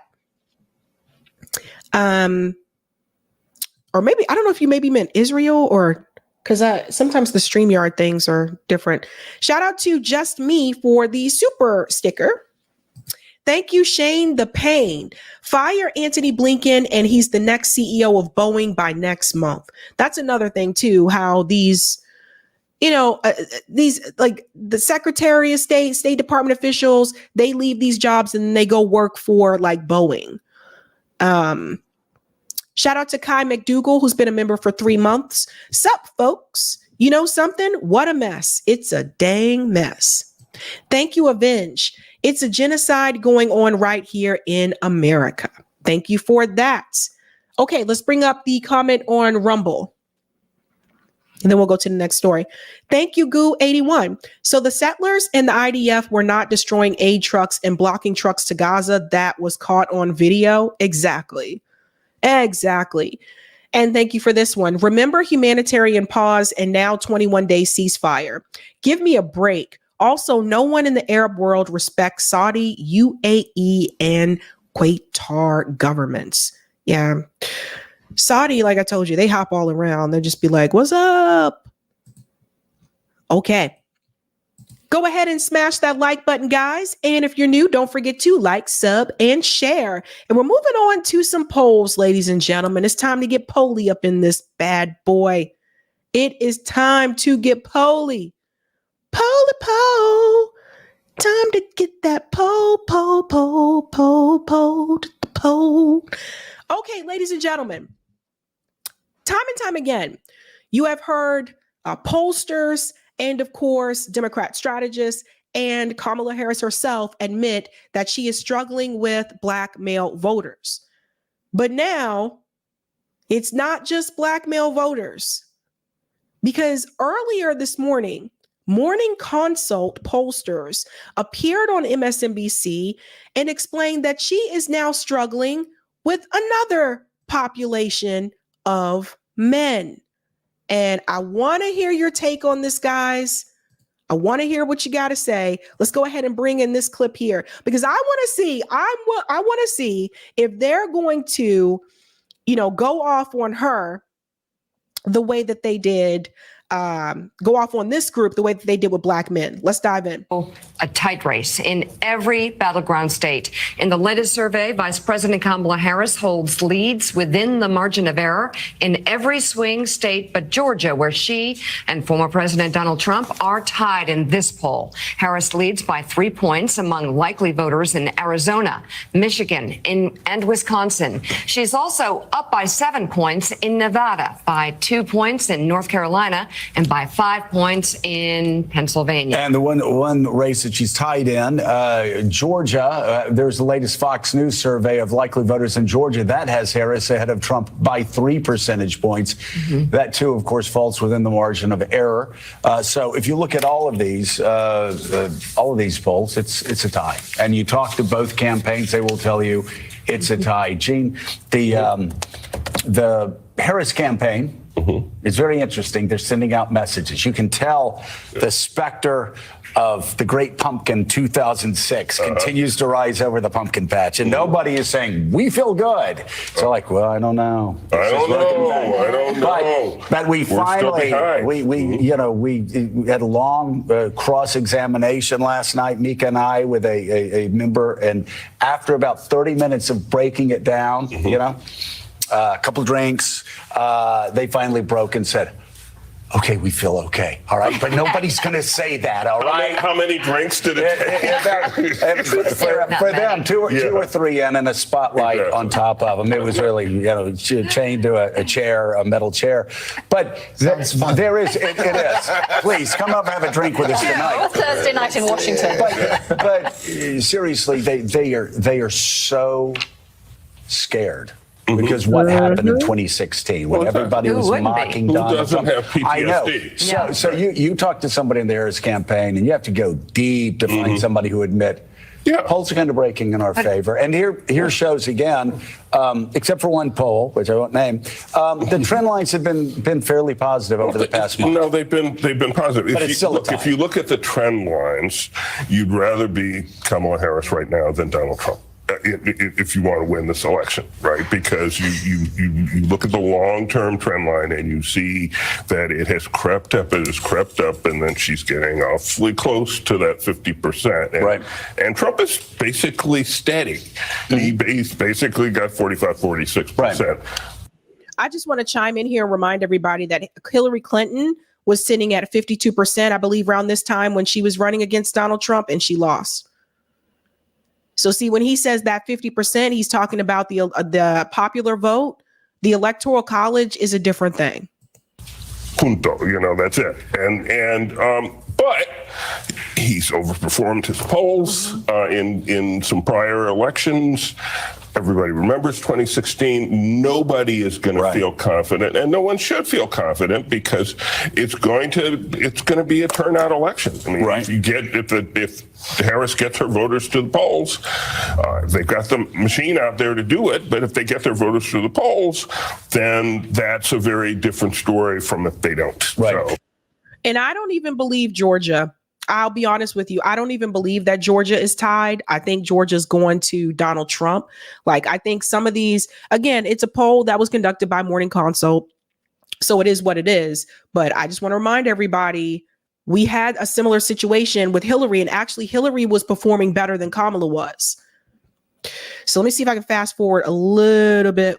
And Elizabeth, you look at these numbers, obviously in the Bloomberg News Morning Consult poll, Harris is doing well.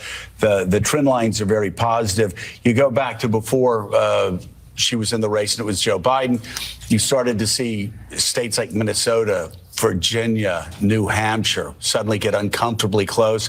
Those races are no longer close. Trump's basically turning the town off. So it really has. For those that say, oh, it would be the same with Biden, things have dramatically shifted. A major difference. And as Jane says, the trend line is up for her consistently.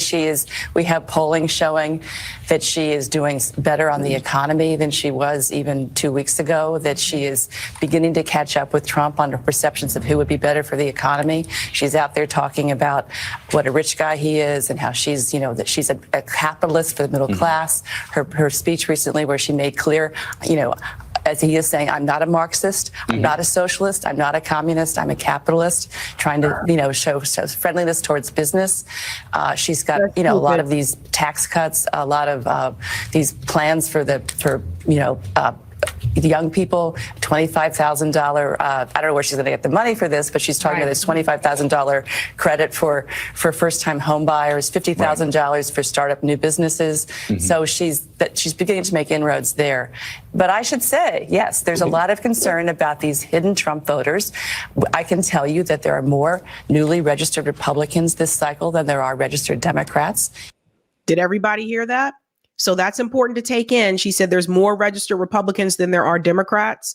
Another thing I was going to bring up too, when she mentions the hidden Trump voters, the reason why they're so-called hidden is because for whatever reason, Trump voters are underpolled. So you always have to take that in consideration when you're looking at this. Again, comparing this to Joe Biden, when Biden ran, Biden was also way ahead of Kamala Harris. So keep that in mind. This is what I'm trying to tell people. She is underperforming when you compare her to Joe Biden and you compare her to Hillary Clinton.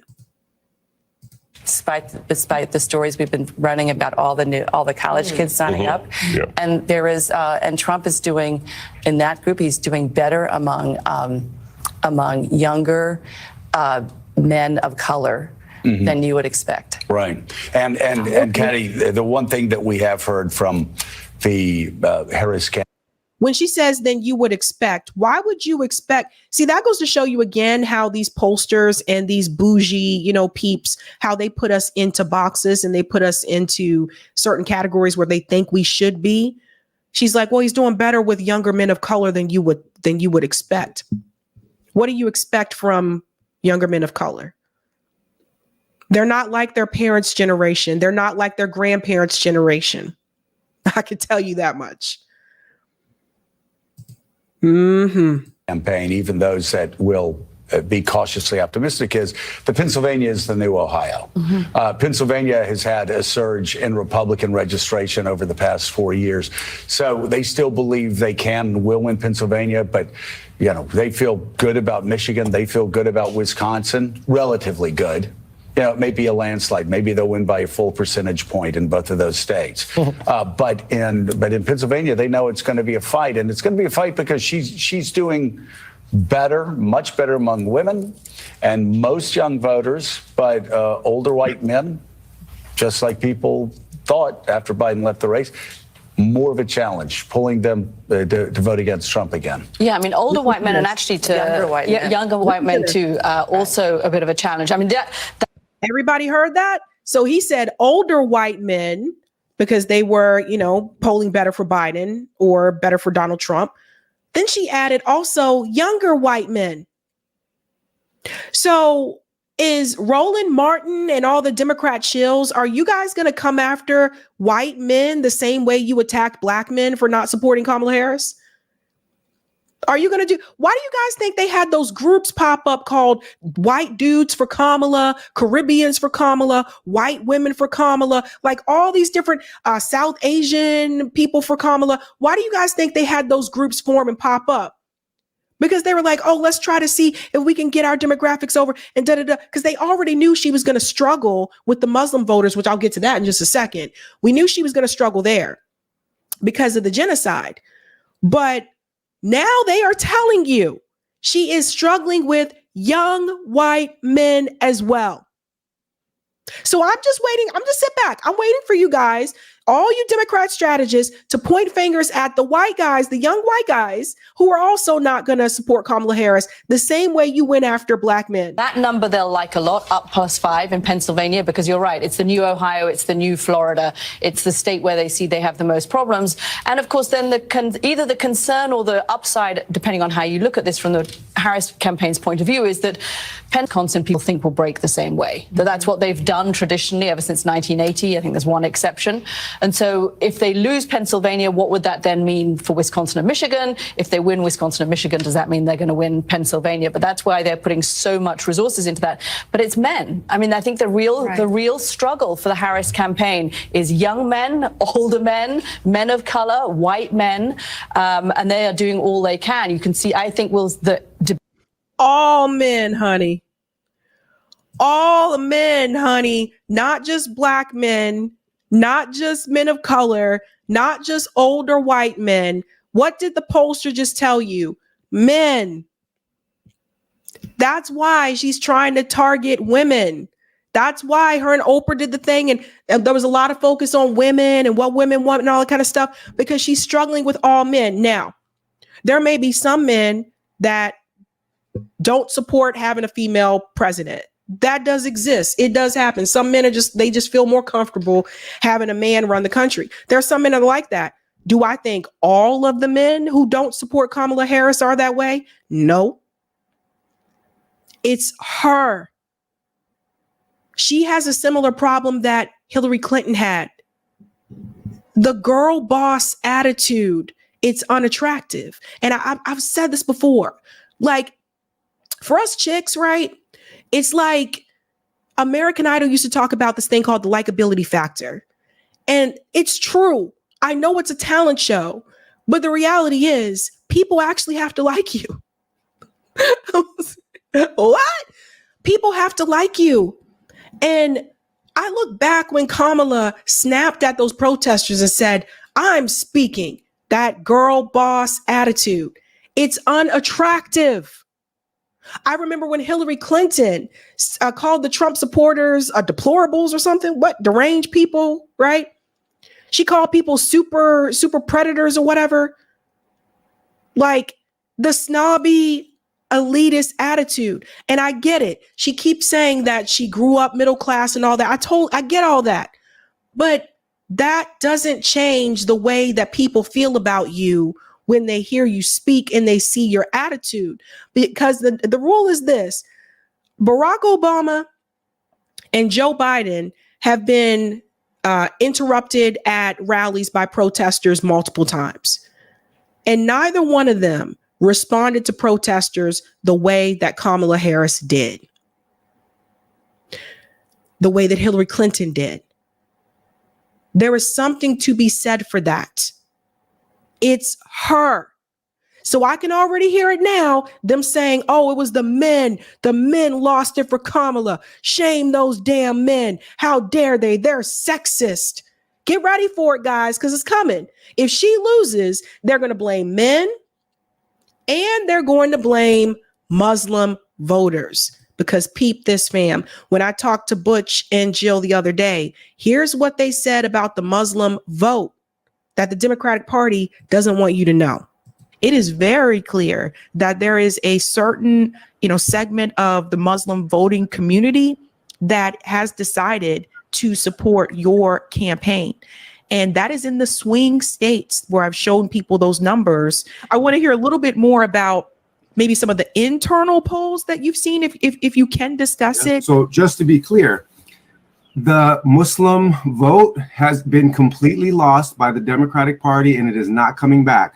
So Institute for Social Policy and Understanding, as soon as I got on the team, took a meeting with Dalia Mugahed, who's done polling in the Muslim community for the last 10 years. She's now senior researcher, and she showed me the numbers. Georgia, Pennsylvania, Michigan, 3 swing states, which are essentially demographically, for the purposes of the African-American percentage of the population and the Muslim percentage of the population, they're the same state, okay, demographically. And in those 3 states together, 65% of the Muslims voted for Joe Biden in 2020. Joe Biden was polling at 12% in January 2024. They were dead. And I learned that on my first day on the campaign about a month ago. Well, if I knew that a month ago, they certainly knew that at that polling in January of 2024. They have known for 8 months that they cannot win any of the swing states that they need in order to win. They can't win them because they needed heavy majorities amongst the Muslim population just to carry those places. And that's why they've gone so heavy on the racial rhetoric and trying to get black numbers up, because they are trying to compensate for the wholesale exodus of Muslims from their voting bloc. And they seem ignorant of the fact. So everybody get this? This is why they've been trying to target other groups, because I think they've kind of just given up on trying to get the Muslim voters because they saw the numbers. That every time you raise every time you talk to the black community, you're also talking to the black Muslim community, and that black Muslim community is not coming along with this genocide no matter what. So that was January 2024. Now fast forward, right? We saw CARE run a poll early in the process, where a national poll where first Jill and Kamala were polling at 29%, neck and neck. I've been on the campaign for maybe a week when this came out. Then Wisconsin and Arizona, swing states, and a third one that I'm forgetting. Now Jill is running ahead of Kamala. Well, Yakin Institute, good friends of mine, people that I know, I've seen their new polls that have not yet come out. They're going to come out this week. 53% of the Muslims are now going third party, with 80% of them coming to us now, okay? 15% for Kamala, 4% for Trump, okay? So this narrative that we are taking votes away from the Democrats and giving them to Trump, it is an effort to do 2 things. They're gaslighting us, one, but they're also scapegoating us. They want to blame the Muslims when they lose the election, because they've already lost the election. They cannot win the election. There is no path to victory for the Democrats. The polls that they're giving you, whatever they're telling you, they all know this. And that's the reason why they had Aosi Pelosi come after us, attacking us. That's the reason why they had Kunta Keith Ellison. Literally the week after he came up to me at Friday prayer on the north side of Minneapolis and wanted to, embrace me, man to man, black man to black man, Muslim to Muslim, then he's told by his Democrat handlers that he's got to put out a hit on Jill. So Massa say jump, Keith say how high, boss? How high you want me to jump? And so that's why they're doing it, because they already know that they have no path to victory. Make sure you check out that full interview if you haven't seen it yet. That was published yesterday. But it's not just Butch So I saw this interview earlier today. Shout out to Case Study QB for this clip. An interview with the mayor of Dearborn, Michigan, which has, the largest Arab population in the country. This is also where Rashida Tlaib is from, this area as well. Basically trying to plead with him to convince his community to support Kamala Harris. And this is what I was trying to tell you. They know the numbers. They saw the numbers. Listen to this. To the point of the third parties that you mentioned, a recent Reuters poll showed that 40% of Arab and Muslim voters in Michigan are now backing the Green Party candidate, Jill Stein. And Michigan was really important to Joe Biden's victory in 2020. I mean, Michigan is one of those states that went to Trump in 2016. The fact that Biden was able to win Michigan by, 150,000 votes, not huge, given you're talking about millions of voters, was part of the reason that he is president now. But the fact is, Mr. Mayor, Jill Stein is not going to be president of the United States. That's just not going to happen. So is this move toward Jill Stein, is that a political strategy, or is that more a statement of anger? What is that? Do you see the frustration in her voice? So she goes, obviously, Jill Stein is not going to be president, so vote for the people who are killing your people. Do you see this? Because they really do think that they own your vote. They don't. They don't. Hell, you ain't got to vote for anybody. You can stay your ass at home if you wanted to. Now, I say go out and vote, because also there's still ballot measures. A lot of you live in ballot initiative states, and so that's why I cover those as well. I say still go out and support the ballot initiatives. Don't forget about the people who are running on down ballot, those local races as well. But do you hear the desperation in her voice? Listen to what he says. I agree. And I understand that come November, you really have one of two choices over who's going to win this election, be it Vice President Harris or former President Trump. I 100% understand the electoral politics that we have at play. From the individuals that I've spoken to are supporting a third party candidate. For them, they're trying to vote with their values and morals at the forefront. They want a president who not only advocates for an assault weapons ban here in the States, but also ensures that we don't have cabinet members of the Israeli government passing out assault weapons to radical settlers, killing Palestinians each and every single day. They want to support a president who understands that we have to end mass shooting at schools, but also holds accountable a government that decimated every university across Gaza. We care about universal healthcare, and we care about what's happening in Gaza. We care about ensuring a green new future and what's unfolding in Yemen. We care about centering worker and unions' rights, and also wanting to understand what's unfolding in Yemen. And we're looking for a presidential candidate who takes these values and applies them globally. And so I think that's what you're hearing from folks who are going towards a third party candidate, be it Stein or someone else. And that's really what they want. People want to be inspired to vote for something. They don't want the simple message that Donald Trump is awful, which he is. We understand what he represents. The Muslim ban, the annexation of the Golan Heights, elimination of all aid towards Palestinians during his term. We know exactly what he represents and what he would bring in the second term. But the fear tactic is not going to work. People want an inspirational reason to come out to the ballot come November.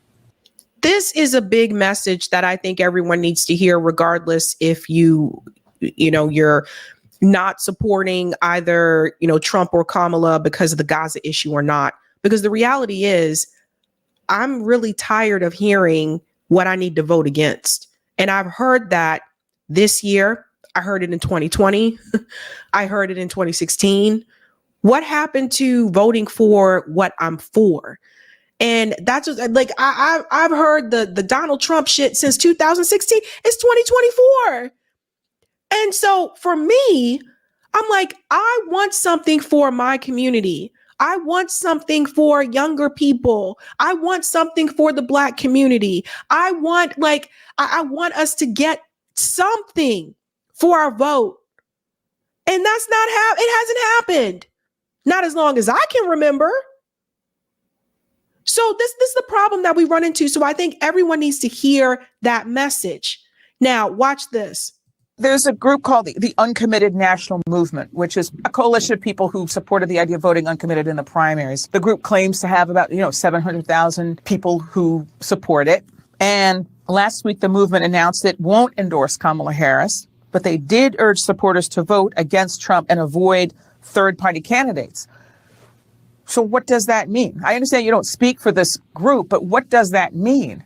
Yeah, I can't speak to the thought process that went into the messaging behind the Uncommitted National Movement's announcement. What I can tell you, though, is when you have conversations at the doorsteps with residents here in the city of Dearborn, where my primary concern is, there's a difference in belief. Again, you have folks who very much do support the vice president. You have folks who very much are supporting a third-party candidate. But I think the largest voting bloc are those who are not considering coming out to vote at all. And if we recall the 2016 election, it wasn't that Donald Trump beat Hillary Clinton by roughly 11,000 votes in Michigan in 2016. It was the fact that 80,000 voters went out and skipped the presidential question in total. And so I think that is the thing that we are trying to course correct for. The message that I have is I endorse you voting come November. At the very minimum, you must come out and you must cast your ballot, because standing on the sideline is not sufficient, and it's not going to get us anywhere. And so we have to demonstrate our power through our voice and our power through our vote. The gentleman that I spoke to yesterday, we interviewed him at Revolutionary Blackout Network yesterday from Abandon Harris, and he's been on the show as well. He said that Abandon Harris is a separate movement from Uncommitted. They are absolutely not supporting Kamala at all, and they've been very vocal about it. He said that, he realizes how crazy and bad Trump is going to be on this issue as well. But then he said something else. He said, maybe then people will have more sympathy. Isn't that's sad? That in order to get more people to be sympathetic or riled up, it has to be Trump doing it. It just really made me think. You are a Democrat yourself, but your position now is officially as mayor is a nonpartisan position, if I have that right? So the municipal elections are nonpartisan, as they are in lots of places. Okay. So on the one hand, you certainly have had the experience, I think, of having to ask people to support you, even if they don't agree with you about everything. I don't know if you've talked to the Harris campaign about this or if they've reached out to you, but how would you suggest that they talk to voters about that?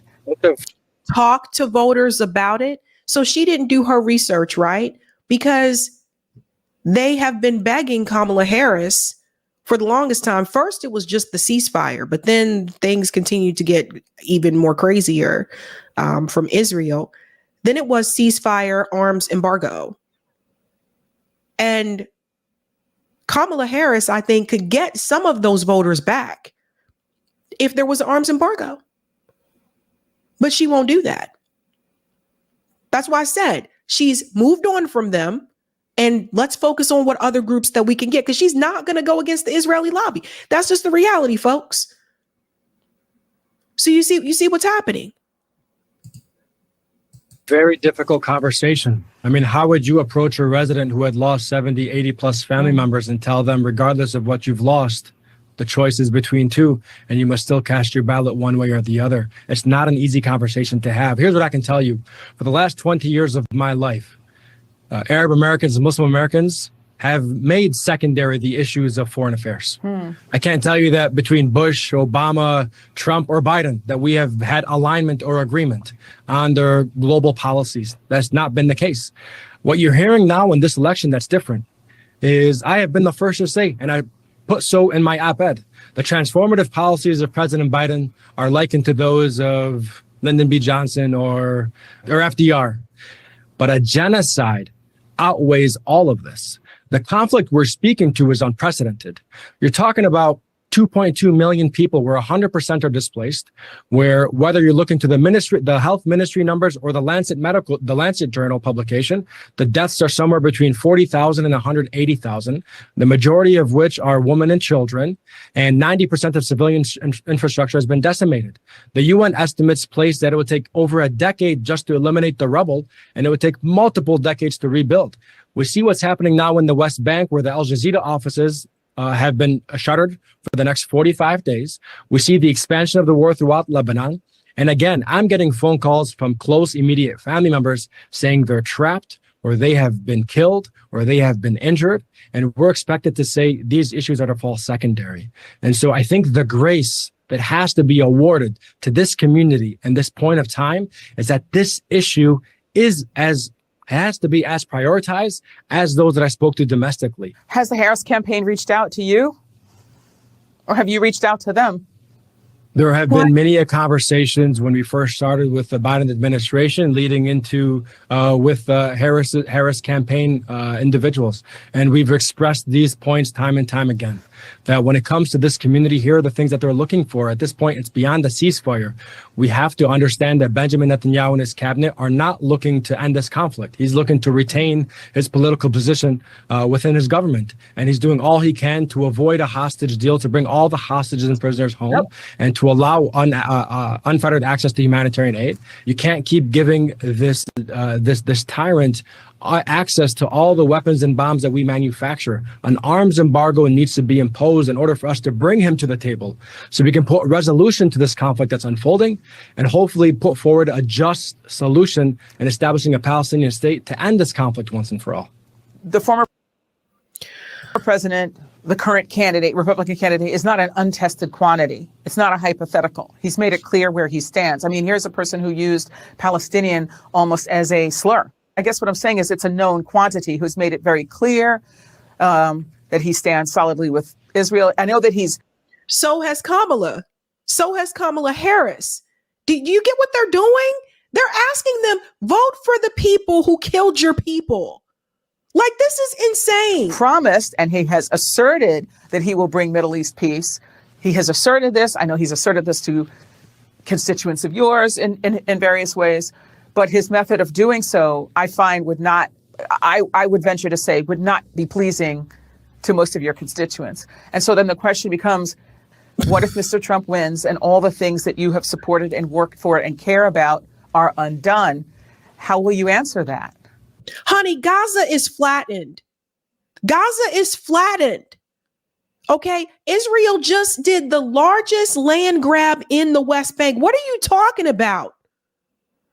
Nobody is stopping Israel from stealing homes in the West Bank, which is against international law. None of them are doing it. None of them are doing it. And they keep saying, Biden and Kamala, Israel has the right to defend itself, not in the West Bank. Hamas is not in the West Bank.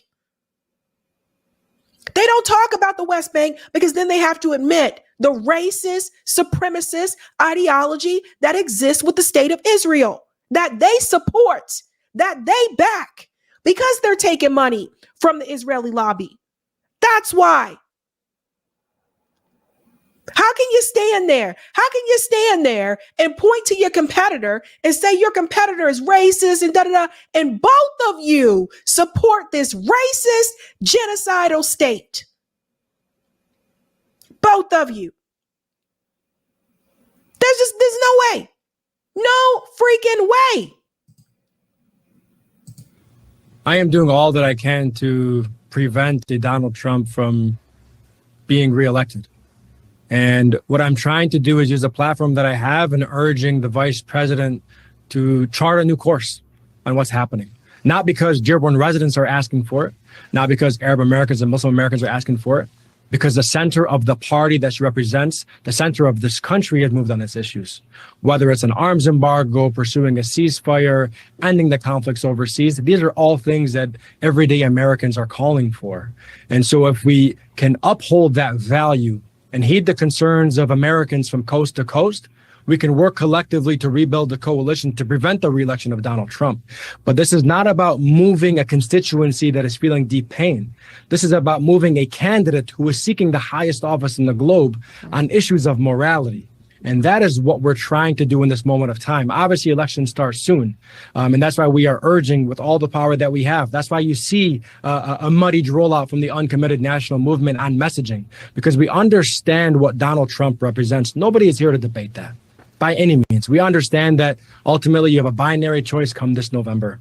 But what is not binary is are the positions that are being taken right now overseas.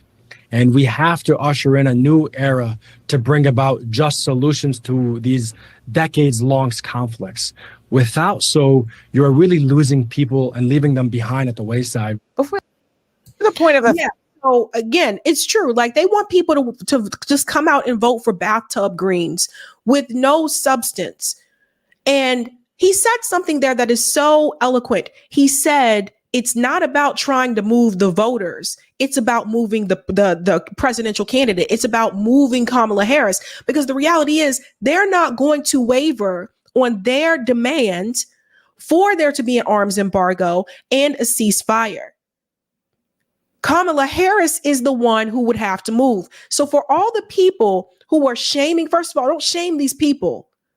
For all the people who are shaming them for not wanting to support Kamala Harris, for all the people who are shaming those of us that are voting third party, because I'm like, fuck both these parties for reals.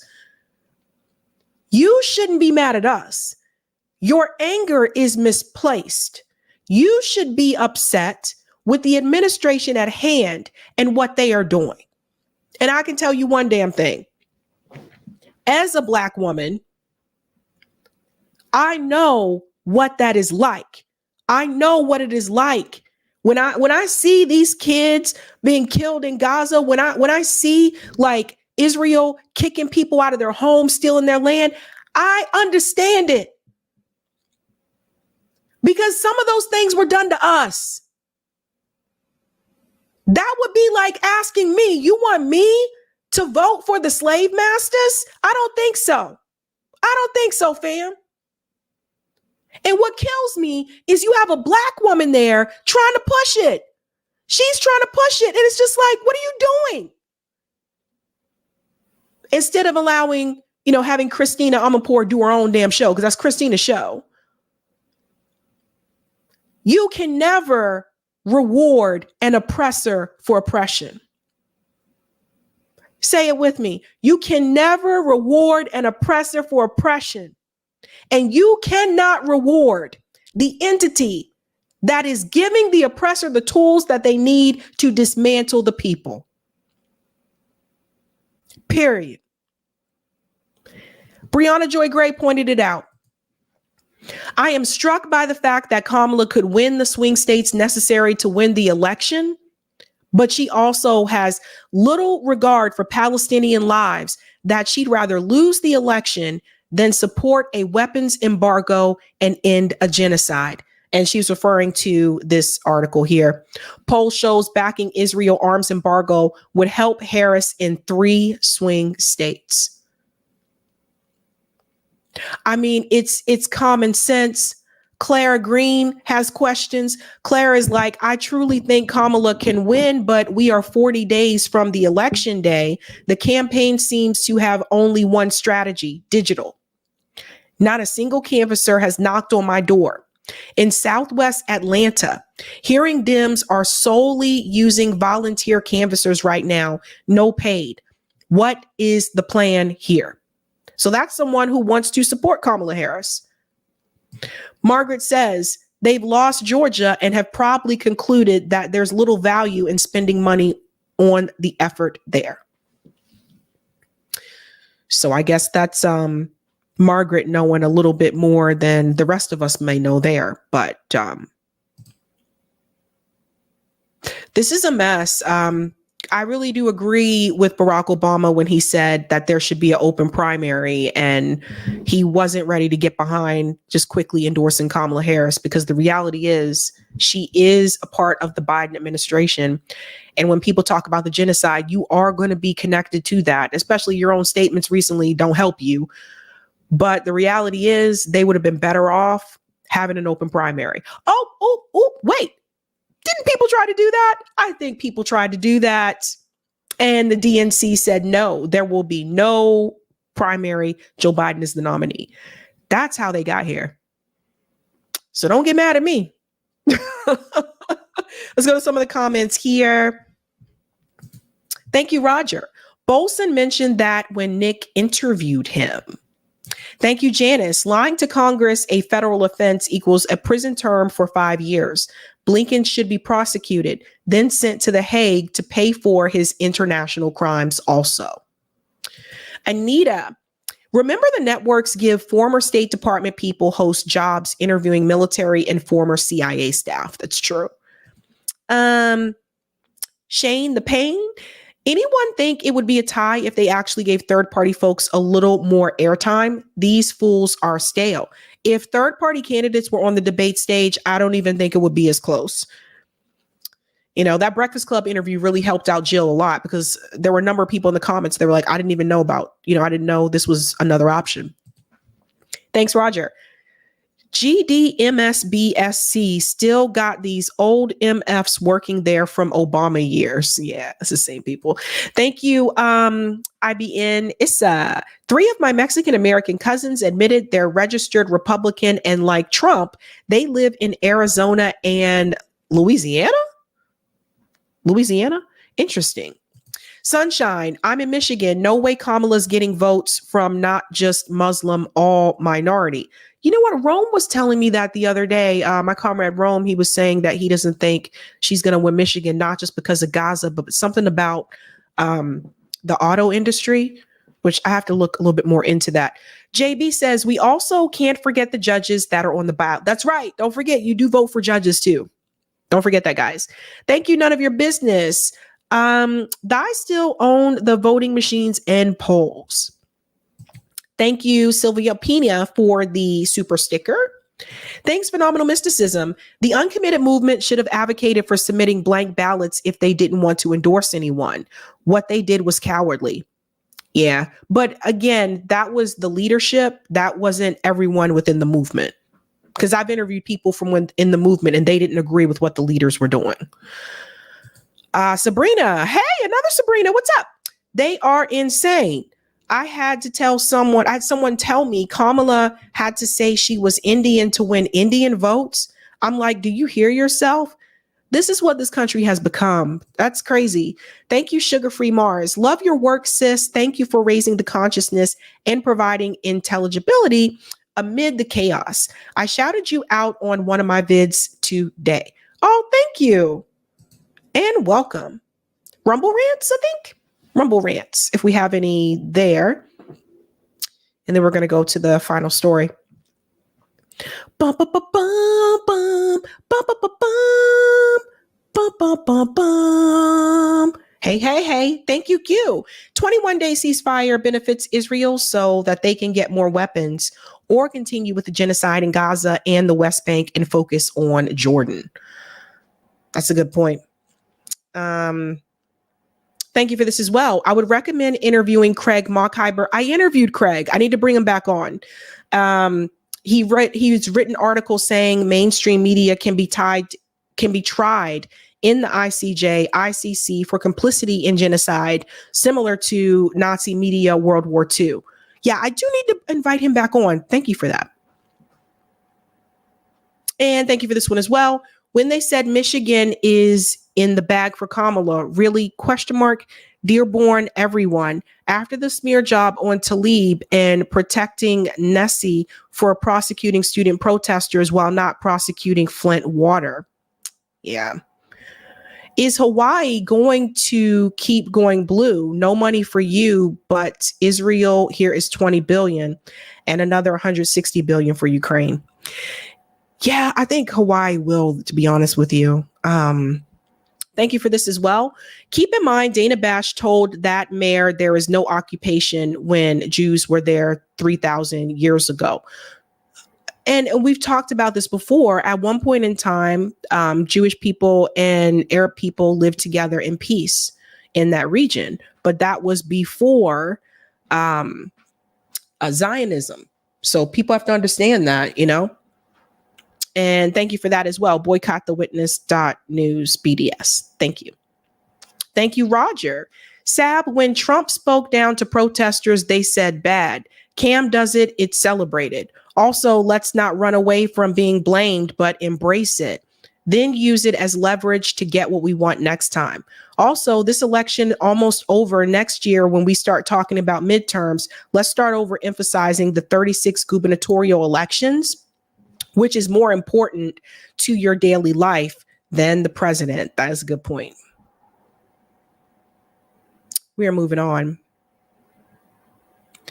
So I don't know if everybody has been keeping up with what's happening with the Diddy situation, but it appears that Sean Diddy Combs may be ready to talk.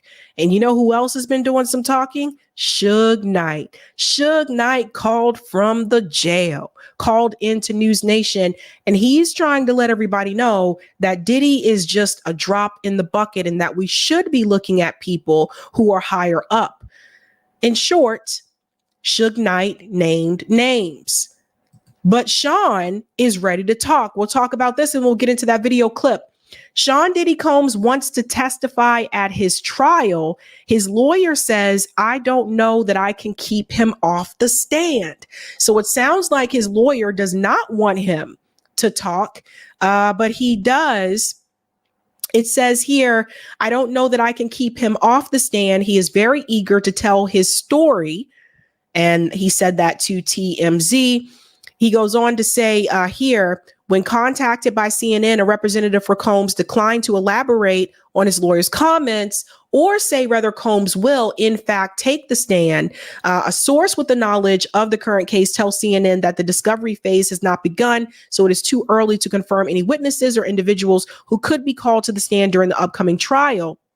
But it appears that he has echoed this sentiment to his attorney that he is willing to talk. Now, this comes out during the same time that Suge Knight has made some pretty interesting allegations here. Suge Knight is saying we should not just look at Diddy and that Diddy is doing what was done to him doesn't make it right, but there are people that are larger up on that totem pole that people should be paying attention to.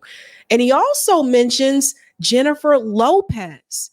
Of all the people, now we know we've covered this story before back in the late 90s where J-Lo was at the club with Diddy and there was a shooting. They referred to it as that J-Lo could have been his gun mule, allegedly, but not certain for sure. But as you know, Diddy did not go to jail for that incident. Instead, Shine did. So now J-Lo is back up in the mix here. Could it be true that J-Lo has video, or there's video of J-Lo that the feds were able to see, and that is part of the reason why Ben Affleck has ended marriage with her for a second time? Suge is spilling the tea. Let's bring in this clip here. I get what you're saying about TMZ, but that's not really my interest, as you might imagine. My interest is in what you can help people understand about these allegations that Diddy is facing and what you believe he's facing on the inside. Now, what's most interesting to me is that you seem to see Diddy as kind of an Epstein kind of figure. That Jeffrey Epstein, that a lot of people know what Diddy was about, and they were about the same thing, and that's why they're quiet. That's why J-Lo and Ben Affleck got divorced, because of videos that he has of her that now they know about. Where is this coming? So that is interesting because that was the first time that I heard this part of the story. And it is true. They did file for divorce, whatever. I don't care about, Ben and Jen getting divorced or whatever. But if that is true, that the feds saw J-Lo in, I guess, compromising ways on this video. Again, this is not just about people getting together and having sex. This is about people were drugged. A lot of participants not willing, sex trafficking as well. There's a list that goes on, and also minors were allegedly involved, which is a crime. We don't know what J-Lo may or may not have done. We don't know. But remember, what we do know is that they said Diddy had cameras in every room. Again, Suge Knight is on the phone from prison. From with you, what do you believe about the people around Diddy and what everybody knows? Well, first of all, you got to start with at the top. You starting with the top. Clyde Davis, Russell Simmons, Andre Arell, Jimmy Iovine. Even if you take Jimmy Iovine, he had an allegation from him, same thing, he went away. We take Jimmy Iovine. They told me at Universal and Interscope, they said, you know what? We can't deal with artists that gets in trouble. And your artist gets in trouble, they talk crazy.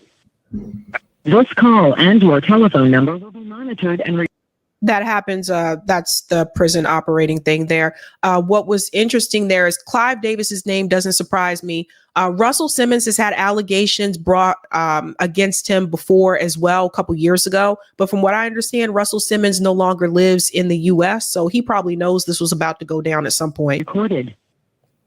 Keep going, Suge. They speak about what they see. Now, I was told that I can't do business there because of that. Now, Doug Morris gave Puffy a deal for millions of dollars. It flopped. So when you look at all these things and everybody want to say Puffy, Puffy, Puffy, don't get me wrong. Yeah, Puffy stepped in this shit, and even if he wiped the shit off his shoe, it still stinks. But he's not the only one. They got all the tapes. Now, when you talk about the tapes, but this been going on for a long time. Hold on, Suge. Help us understand, because a lot of this stuff is a little inside baseball for people, right? Because they don't live the life, they don't know the world, they don't know the players. Your telephone number will be monitored and recorded. That's just a recording from the prison. That's just saying that they record it, which obviously they do. Suge, help people understand, what tapes are you talking about? Who has them? And what kinds of things do you think they show?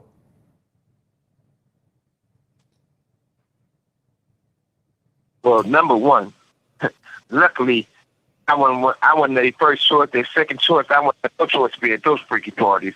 But you know what they show. They used to have a thing in the industry, right? And the sad thing about it, I don't like mentioning Usher. I don't like mentioning Justin Bieber. I don't like mentioning all these people that everybody know what time it is. So at the same time, they used to have a joke. They never played this joke with me. And they used to walk in the Interscope office. They'd go back there and they'd be like, hey, we passed the test. I said, we haven't did the test. Let me tell you what the test was, because I'm going to skip over this part just a little bit, just because it's kind of vulgar the way it's described. So I'm going to just describe it in a more discreet way. Apparently, the test that he had, I guess Diddy had people do, was to take an egg, not a cooked egg, but an egg in the shell, and insert it into a place of your body. I'm pretty sure you guys can figure that out, what I'm talking about. And apparently, if the egg shell cracked, that meant that that person was not ready yet to engage in these activities. But if the eggshell did not crack, then it meant that they were ready to engage in these activities. I'm going to let you use your imagination for all of that. Going on. Hold on a second, Suge. You just look. Suge, you got to do. I have never heard of anything like that. So if I haven't heard about it, just assume a lot of people haven't heard that before. But you think it's on video? Let's stop for a second. Go ahead, Suge. Yeah, listen. And also, have you ever been to any puppy parties? No. You sure they had a long time to think about it, but if you have...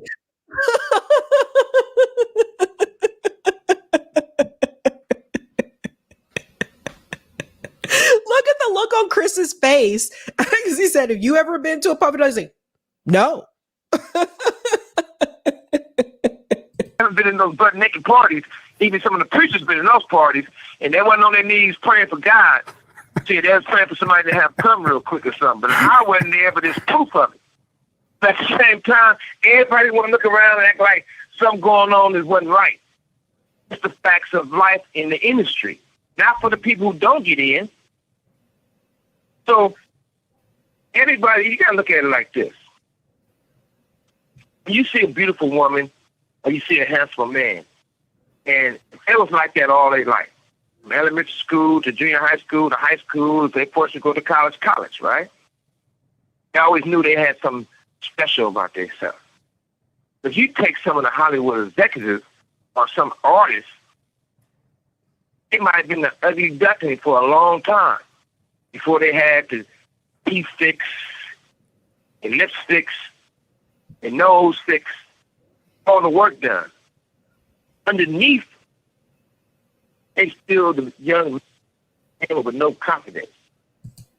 So I think what Suge is saying here is that they found a way to like take those people who I guess were what they called the ugly ducklings, like in high school. And in a sense, it's like the industry brought those people in, they made money, they fixed them up, gave them like, you know, plastic surgery procedures to make them, you know, I guess whatever they wanted them to be. But inside you still feel like that. It's like, someone that has lost a lot of weight, but they still, when they look in the mirror, they still feel like the chubby kid at fat camp. What do they just call it? Fat camp. They still feel that way. It's like that. So the industry brings, I guess, has a tendency when you bring in those type of people in, what you give them and what you do for them, you're like, basically in a sense, it's like you're grooming them. That's what it seems like to me. And it's like they never had that before. They never had anybody tell them that they were beautiful. They never had anybody tell them that they're special or whatever. And it's really crazy when you think about it, but it's also kind of sad because who would they usually target for that? Young people. Young people who may not have adults in the room with them every time to tell them, you know, you are somebody and don't fall for those types of things. Cassie was young. Justin Bieber was young. Usher was young. You guys see a pattern here? Because they've been that way all their fucking life. So all of a sudden, if you look at Puffy old pictures, don't look nothing like his new pictures. You know, shit, they didn't do everything. But Suge, just because he has plastic surgery, all I'm saying is, I'm not saying that you're wrong about rich people doing stuff to their face or whatever it is, but that's different than the allegations that are coming down on him. I'm talking about richer people. I'm talking about the difference. I'm talking about, okay, look at it like this. I look at real plain and simple. Ain't no whistleblower. Facts is there. But right now, I don't care if it's T.I., I don't care if it's Rick Ross, I don't care if it's Jay, I don't care if it's Snoop, I don't care if it's Game, I don't care if it's Dre. Nobody's stepping up on the fact that you know what's going on. Nobody's defending him. You're right. Guys at Interscope. You're right. Okay. Nobody is defending. No, nobody. Have you guys noticed that?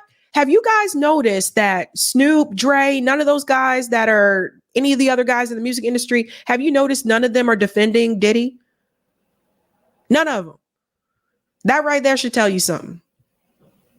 Defending him, but that's why I was interested in hearing your perspective. Hey, Suge, thank you for calling back. I think they lost him there and then he came back, but yeah. Hey, I'd like to say this too real quick. You got a woman that works for you. We're jumping ahead of that part. What I was basically trying to say is this. I respect your show and respect what you're doing, but the most important thing is there's got to be a solution. Because this has been going on in the industry for a whole bunch of years, for decades. And at the same time, you know, nobody wants this to be true, and it shouldn't have to be true. But if we don't fix it and do something about it, history will constantly repeat itself. Now, Suge, you said something early on that I want to get clarification for the audience, Suge. You said early on, you can't just look at Diddy in isolation. You said this was done to him. He learned from others, and it was done to him, and then he did to others. To me, that sounds like what I hear when people are talking about abusive situations, you know, hurt people, that someone was sexually abused, they wind up being a perpetrator. Is that what you're suggesting about Sean Combs, that he was sexually abused and he now sexually abuses? Probably groomed by Clive Davis. Yeah, I think that's absolutely right. I think he repeat what was done to him. And like I said, if you look at Russell Simmons, you know the truth. Andre Rail, you know the truth. Clive Davis, you know the truth. Jimmy Iovine, you know the truth. So there's not certain things that all of a sudden you got this. The industry is a quick business. It's been like that for a long time. And the casting couch is real, but it's for women and men. But far from all that, I think the most important thing is I feel like they should let Puffy tell his truth. I'm quite sure he's going to expose a lot of people. I'm sure he's going to move forward with it. But I don't think it should be a situation like the Epstein thing where they found him hanging from the ceiling or dead before the truth come out. Do you believe I think that the truth needs to be... Do you believe that Diddy is in danger in prison? And do you have advice for him based on what you just said? Well, the first advice I have, I don't never want to say he's in danger, and neither should he say that. Because once he gets to the point where they feel he's going to be suicidal to himself, harmful to himself, once they put him on suicide watch, you have the rights to nothing.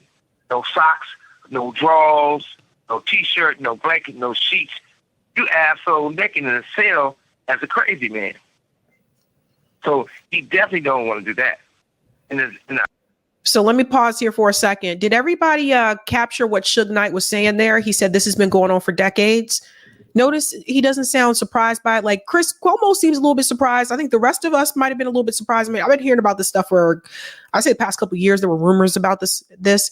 But notice that Suge Knight is kind of like, almost as if it was just a part of the industry. And if that was happening in the music industry, what's happening in the film industry? What's happening in the television industry? What's happening in, professional sport? What's happening in all these different, industries? I remember Corey Feldman back in the day. Corey Feldman wrote a book. He tried to tell people what was happening in Hollywood.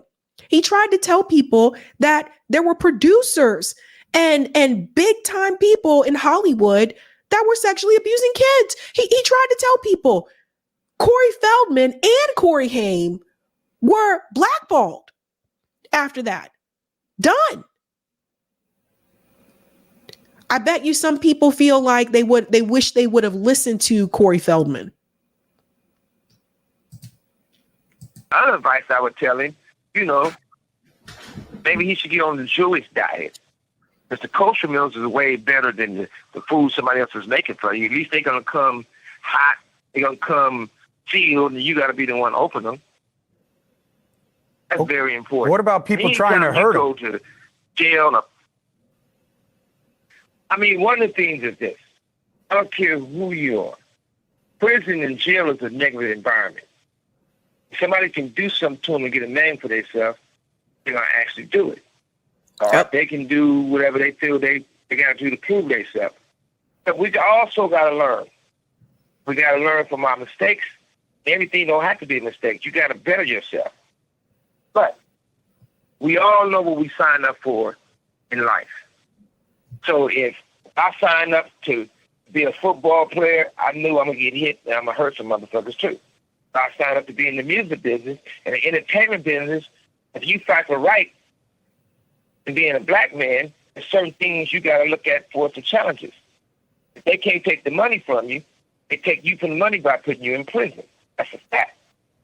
In Puffy's situation, he should go and get his time out the way. Not no life sentence. If he can get a lesser time, he should jump on it because he had a great run.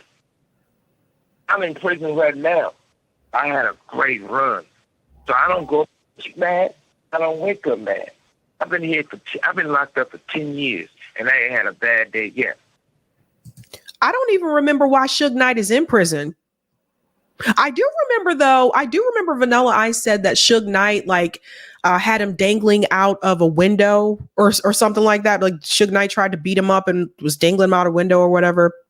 I've heard that story so many times in music industry stories about people being dangled outside of a window.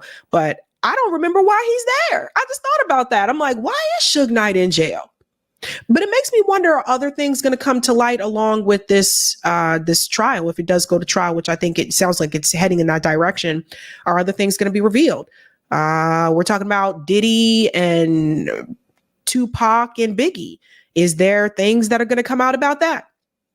Because I told you guys a long time ago, I have always been suspicious about that. It just always seemed kind of strange to me that Diddy just happened to be present at both shootings, happened to be around at both shootings. Other people got shot, but he never got hurt. And I always questioned that. Always did. But I wonder, are other things going to come out about that situation?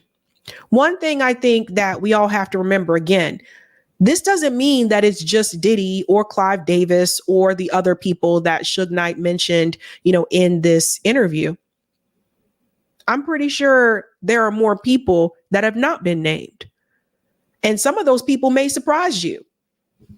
We may never know unless Diddy decides to talk. Now, the part about J-Lo too, that's interesting. That's interesting.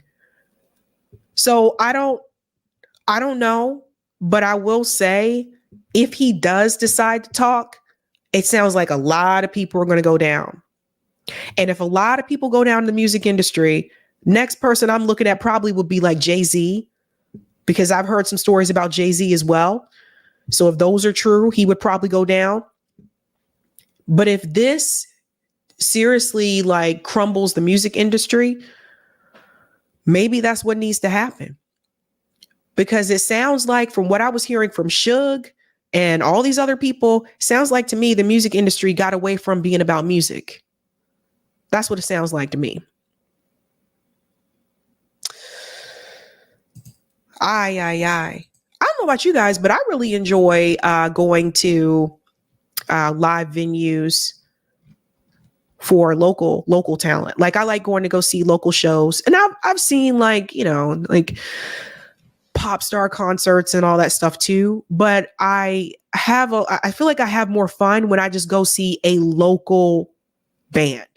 I did that when I was in Maine recently. I saw a local band. It's not as crowded. I don't have to fight anybody going to the restroom or trying to find the restroom. So there's that. It's much more relaxed, and I feel like it's more about the talent. Does that make sense? Yeah. Let's go to some of the comments. We'll have to see what happens, folks.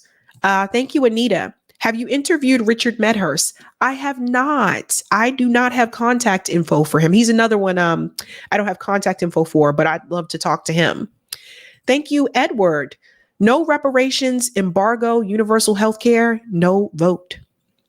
Thank you, David. Hi, Sabby. In 2016, my family begged me to vote for Clinton. I voted for Jill. Interesting. What's up, Courtney? Don't be fooled by the rocks that I got. I'm still Jenny with the Glock. Does everybody remember that song? Don't be fooled by the rocks that I got. I'm still Jenny from the block. Thank you, Civilpedia. I was deep in Epstein research. Many people compromise.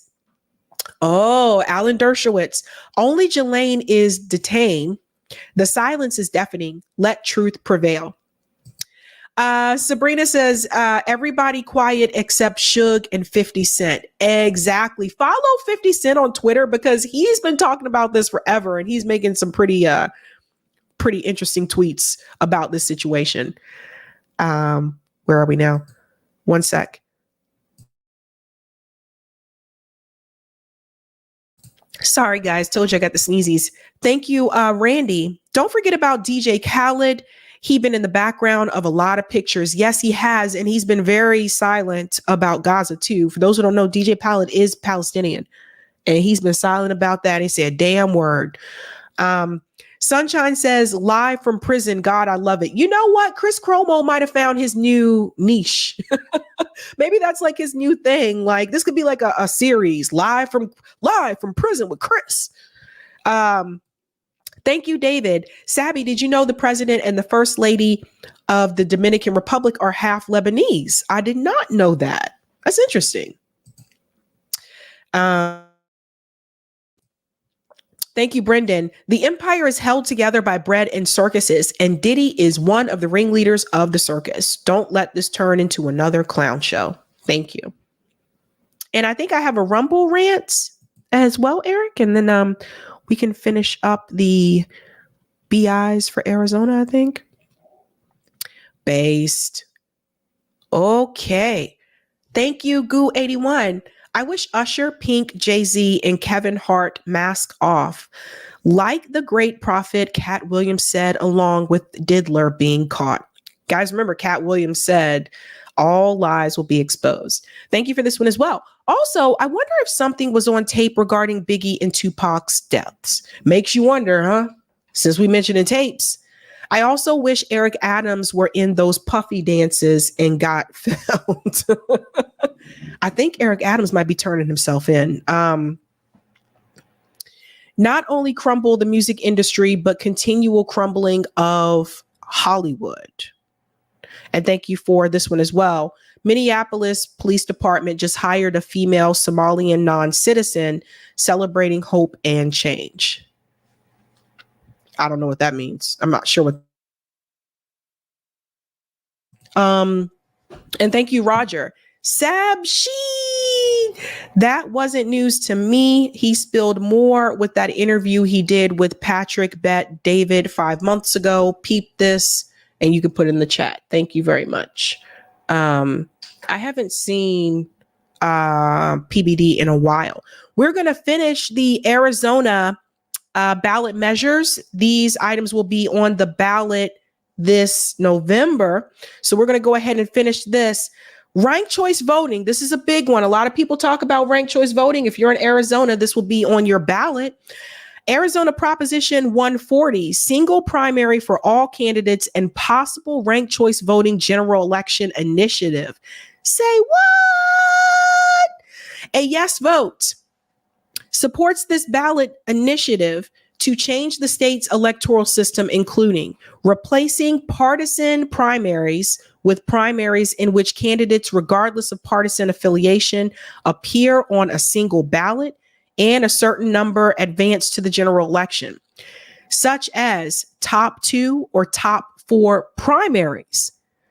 Requiring candidates to receive a majority of votes in general elections, requiring the use of ranked choice voting in general elections when 3 or more candidates advance from the primaries for one winner general elections, and prohibiting using public funds to administer partisan primaries at the state, federal, and local levels, except for presidential preference primaries that allow independents to participate.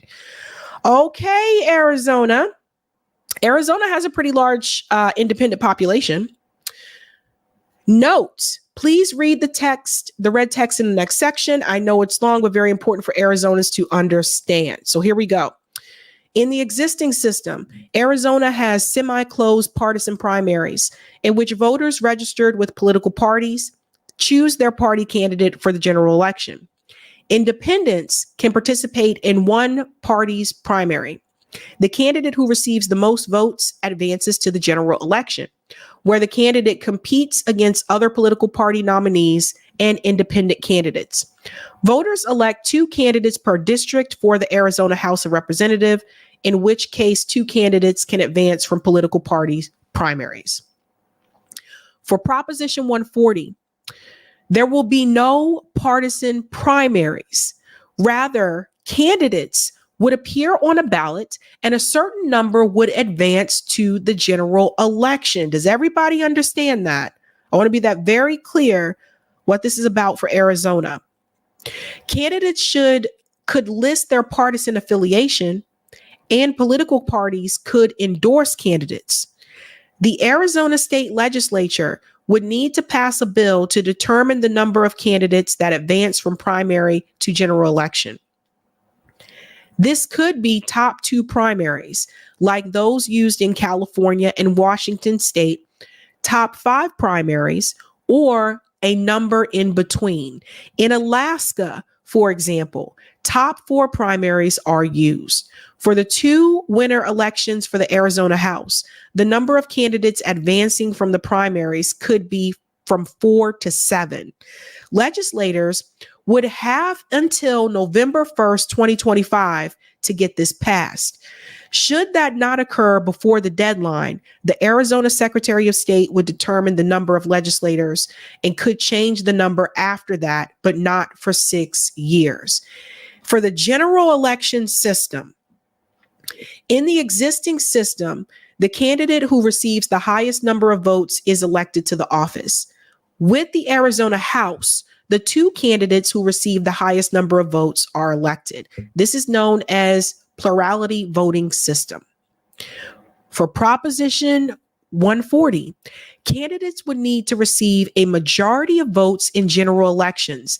This means they would need to secure more than half of the total of votes, not just the highest number. This is interesting, guys. This is known as a majority voting system. When two top primaries are used, two candidates advance to the general election, so one candidate will win more than half the votes unless there's a tie. With the top three, top four, or top five primaries, multiple candidates advance to the general election, and one can receive the most votes without securing a majority of votes. Proposition 140 would require ranked choice voting in general elections when something other than the top two primaries or top four primaries for two winner elections, like those for the state house, is used. So this is important, guys. Here's some other changes as well. Proposition 140 would amend the Arizona Constitution to prohibit denying or restricting citizens' rights to vote, hold office, or choose candidates based on their partisan affiliation or non-affiliation. The ballot initiative would also prohibit using public funds to administer partisan primaries at the federal level, state level, and local level, as well as for political parties' precinct committee officers. However, public funds could be used for presidential preference elections in which independents and those registered with non-qualified parties can vote in the political party presidential primaries. So, who is supporting this? The Make Elections Fair PAC is leading the campaign in support of this. Mayor of Mesa, John Giles, who is nonpartisan, supports it. And of course, House Speaker Russell Bowers, who is Republican, also supports this measure. We have bipartisanship going on here. Cesar Chavez, Terry Goddard, Aaron Lieberman. We have Democrats, Republicans, and nonpartisans supporting this ranked choice measure in Arizona. Arizona Forward Party supports this. So that's Andrew Yang's project. Professional Firefighters of Arizona and some of the organizations that support it, you can see that here, like Veterans for All Voters and Independent Voters for Arizona. Here's one of the arguments. Our election process has been hijacked by two extreme parties.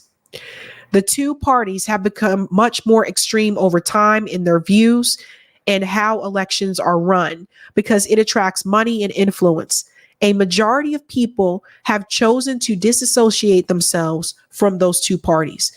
Hey, and you know what? Power to them. This will be on the ballot, you guys. So it looks like you're getting the opportunity to possibly have ranked choice voting in Arizona. I think it's a big plus. Who is opposing? Justin Wadsack and Austin Smith. They're Republicans, a political party. The Green Party of Arizona opposes it.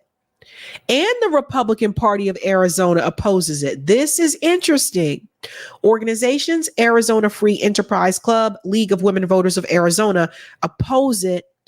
And I want to give an explanation here. It says here that Republicans don't want Democrats voting for our primary candidates. And I'm sure Democrats don't want us voting for theirs. All unaffiliated voters, or as they are commonly referred to as independents, already can and do vote on the primaries to make their voices heard. That's interesting. So far, there has been over $6.9 million spent to support this measure and zero spent to oppose it. So if we're following the money, this is probably more likely to pass, right? They're going to be able to put out more ads in favor of it. There's a note here from Roger Meadows, who helps us with the ballot measures. He said, as you can see, Sabrina, this amendment initiated by the citizens is in direct contrast with the first initiative, Proposition 133, put on the ballot by the Arizona legislator, who wishes to ratify the existing system into the Arizona Constitution. While this one changes it and ratifies it into the Arizona Constitution, you see how this is a struggle of supremacy over government between power of to the people, literally, and traditional power held by gatekeepers of the government, the politicians. This would get a definite yes vote for ratification. So yeah, I would vote for that. Proposition 311, criminal conviction fee for first responder death financial benefit measure. A yes vote supports establishing a $20 fee on every conviction for a criminal offense, which would go to pay a benefit of $250,000 to the spouse or children of a first responder who was killed in the line of duty. This is interesting. I want to highlight this part here. Are there existing benefits to first responders killed in the line of duty already? And it says the Federal Public Safety Officers Benefit Program provides a benefit of $422,000 to the surviving families of police officers who died in the line of duty. The Arizona pension system also provides a survivor benefit to the surviving spouse or children of police officers, firefighters, and corrections officers. Employers may also provide health benefits or life insurance benefits to the surviving families of police officers killed in the line of duty. Who supports this? David Gowan, Sal DeChico, a nonpartisan and a Republican. One of the arguments is that $250,000 can go a long way to help our families of those victims of crime, certainly when they are police officers and first responders who swore to defend and protect us. Who opposes it? Layla Alston, who's a Democrat, and the ACLU of Arizona. I do have a problem with this bill in that it creates another fine that is disproportionate to certain members of our population. And it would be a preferable option to me if we were to pay that death benefit directly out of the general fund to the family of the firefighter or police officer who was killed and not do any more fines in our legal system. That's interesting. There's over $131,000 spent to support it, no money spent to oppose it. And there's a note here from Roger. Nope. Even though this includes more than just police officers get enough immunity already. They don't need more. This included everyone else but police officers. I would probably vote yes. Proposition 312, property tax refund for non-enforcement of public nuisance law. A yes vote supports allowing for property owners to apply for a property tax refund if the city or locality in which the property is located does not enforce laws or ordinances regarding to illegal camping, loitering, obstructing public thoroughfares, panhandling, public urination and defecation, public consumption of alcoholic beverages, and possession or use of illegal substances. So it almost kind of sounds like this is applying to probably more so those that may be homeless. And what this is saying is that if these nuisance laws are not enforced, you can, I guess, get a refund of your property taxes for the city or the locality for not enforcing these laws. This is interesting. This part here I think is important. Under this measure, after the property owner applies for a refund, the town, city, or the county has 30 days to accept or reject the refund. If the refund is accepted, the refund will be paid to the property owner. If it's rejected, the property owner can file a cause of action in the Superior Court of the county to challenge the rejection of the refund. If the town, city, or county does not respond after 30 days, the property owner will receive a refund. Interesting. Who supports this? Republicans, Warren Peterson, Justine Watsock, and Ben Toma. Organizations, Goldwater Institute. Here's one of the arguments. We all know homelessness has been overtaking once beautiful cities all over the country. What it really boils down to is when we have citizens who break laws, the government has a lot of tools to go after citizens that don't follow the law. But when our government doesn't follow the law or enforce our law, our citizens are limited on what they can do. So yeah, as I was saying, it looks like it's a crackdown on homelessness. My response to that, give everybody homes. And then who opposed Denise Epstein, Brian Fernandez, and Priya Sundarishian, Democrats, oppose it. And the League of Arizona Cities and Towns also oppose it. And also the Arizona Coalition to End Sexual and Domestic Violence. And they argue here, this bill is going to put cities in an impossible legal position. Instead of addressing the shortage of shelter capacity, this bill simply threatens to drain much needed resources and expose cities to further litigation. So far, there's no money spent to support or oppose this measure. A note here from Roger is instead of resolving the homelessness crisis, this is what they need to do instead. This is what they do instead. If they wanted, they could outlaw private equity from operating in the state at all, allow municipalities to implement and enforce rent control. That is within 30% of the state or local minimum wage, charter a public bank to finance the construction of low income housing, to make part of government jobs guarantee. Due to the fact that housing construction is a money-making opportunity for construction companies, when you do rent control, that disincentivize construction companies from building their homes. That's why I say take it out of their hands, where instead having it part of the government jobs guarantee and steal the employees of those construction companies. Paper them up and start constructing new homes for the homeless and low income or those making minimum wage. Proposition 313, life imprisonment for sex trafficking of a child measure. A yes vote supports this ballot measure to require that anyone convicted of child sex trafficking be sentenced to life in prison without the possibility of parole or release. Well, just imagine if Diddy and all the rest of them were in Arizona. He goes on to say here, what would it change about it? It says that currently in Arizona, a person who is found guilty of that, of a child who is 15, 16, or 17 years of age can receive up to 10 to 24 years for a first-time offense. If they're found guilty for trafficking a child under 15 and is punished under ARS 13705, the Dangerous Crimes Against Children sentencing statute, and a first-time offender will receive a minimum of 13 years. So that's where it stands right now. They're trying to make this a life sentence. Who supports it? State Representative Selena Bliss. She's a Republican.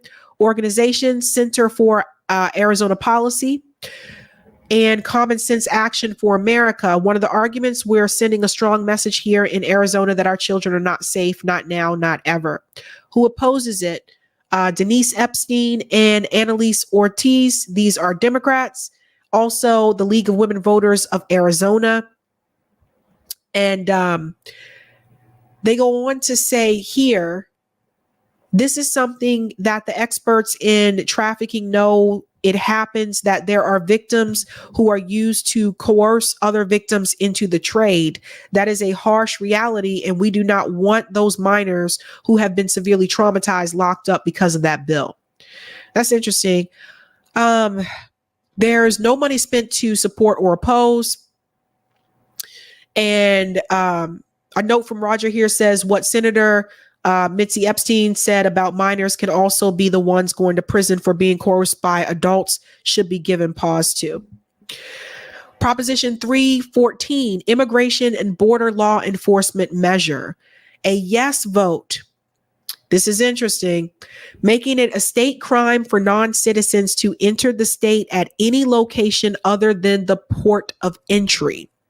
allowing for state and local police to arrest non-citizens who cross the border unlawfully, allowing for state judges to order deportations, requiring the use of the E-Verify program in order to determine the immigration status of individuals before the enrollment in a financial aid or public welfare program, making it a Class 6 felony for individuals to submit false information or documents to an employer to evade detection of employment eligibility or to apply for public benefits, and making the sale of fentanyl a Class 2 felony if the person knowingly sells fentanyl and it results in the death of another person.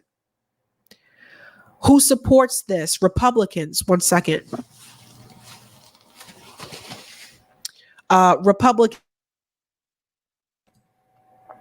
Senator Ken Bennett, John Gillett, Alexander Collin, Ben Toma, candidate Carrie Lake. One of the arguments, given the lack of control of the border, I just feel it's something the state has to resolve. That's not stopping someone hundreds of miles inside the inner parts of the state. You've got to see them with your own eyes or have technological evidence. So it sounds like here, pardon me, guys, my nose is running. It sounds like here that the state of Arizona is taking matters into their own hands when it comes to the border and not relying on the presidency to do what they want them to do. I wonder if we're going to see this happen with more states. And who opposes it? Ruben Gallego, Katie Hobbs, and Mariana Sandoval. These are Democrats. Organizations that oppose it is the American Business Immigration Coalition, and of course, to name a few, the League of Women Voters of Arizona. And it says we're dead set against it. There's only so much we can do. Our policemen and women are not federal agents. They're not trained. What's going to happen to our safety and security if they're acting like border control agents? This is interesting. I wonder if this is going to pass in Arizona. There is no money spent to support or oppose it. And a note here from Roger, there are aspects of this that would make me vote for this. However, the legislature is doing what they're doing in absence of the federal government action, which I understand. And this should be the last one. Yeah, because Arizona was really long. I apologize, guys. And the last one here, Arizona Proposition 315. Legislative ratification of state agency rules that increase regulatory costs measure. A yes vote supports prohibiting a proposed rule from becoming effective if that rule is estimated to increase regulatory costs by more than $500,000 within 5 years after implementation, to be submitted to the Office of Economic Opportunity for review. The legislature or any person who is regulated by an agency proposing a rule may also request proposed rules to be sent to their office, to the Office of Economic Opportunity for review until the legislature enacts legislation ratifying the proposed rule. Okay, so that one is supported by Americans for Prosperity in Arizona. It is opposed by Arizona AFL-CIO and also the ACLU of Arizona. There's no money spent to support or oppose it. There's a note here from Roger that says, I see this as a way to stymie corporate law enforcement so they won't have the money to fight the shareholders who we need regulatory protection from. They disguise it as cost overrun, the whole being fiscally responsible. So Roger is saying he would vote against that. So interesting, folks. And ladies and gentlemen, that is Arizona. When I come back Tuesday night when I'm live, we're going to move on to, I think I'm doing Colorado next. I'm either doing Colorado or Massachusetts next. I forget, but we'll get all these done before November. So again, you will know what will be on the ballot. And as I told you before, don't stay home. Always come out and vote. If you don't want to vote for the presidential election, make sure you come out and vote for those ballot measures. That is very important. Okay. Let's go to the last bit of comments here. Thank you, Mike. Suge is a Pyru from Compton. Suge knows where all the bodies are. Thank you, PS. PS says Cat Williams and Chappelle turned away money, saved butt. Thank you, Justin. Top 2 or top 4 primaries are not a good thing for third-party candidates. Dems can overload the primaries and block Green Party candidates from being in the general election. Definitely not good. Interesting. I didn't know about that. Mulin says, check out new Kate Winslet film, Lee Miller. Says, it ain't easy being female. Making a film about female. Make it. Okay, I guess I'll check that out. Thanks, Justin. We need ballot initiative to give us ranked choice voting as it is in Maine. Any ranked choice system with a top 2 system should be rejected. This is not a good thing. Okay. Thank you. And thank you, Troy. U.S. Arizonans are sick of this border. Feel better. Thank you. I know you guys can hear it in my voice, right? And thank you, Roger. No more Sundays, Sab. I've been busy the past couple of Sundays, so I'm not going to be live this Sunday either. But Sunday I will be back. What date is that? Hold on. Yeah, because I've got a lot of things going on. I will be back on Sundays, October 6th. That's when I'll be back for the Sunday show. But I do have, I've been pretty busy. But that's pretty much it. Tomorrow, I am going to be on the ground. I'll be streaming on the ground. Or not streaming, but I'll be recording on the ground. I'm going to be interviewing a couple of voters in person. So look forward for that. I'm going to upload that as a premiere on this channel once that's all together. So look for that. All right, guys, that is it for me. I know it was kind of a lengthy show, but thanks for hanging out with me. You know how we do this. Have a good night. Keep up the fight.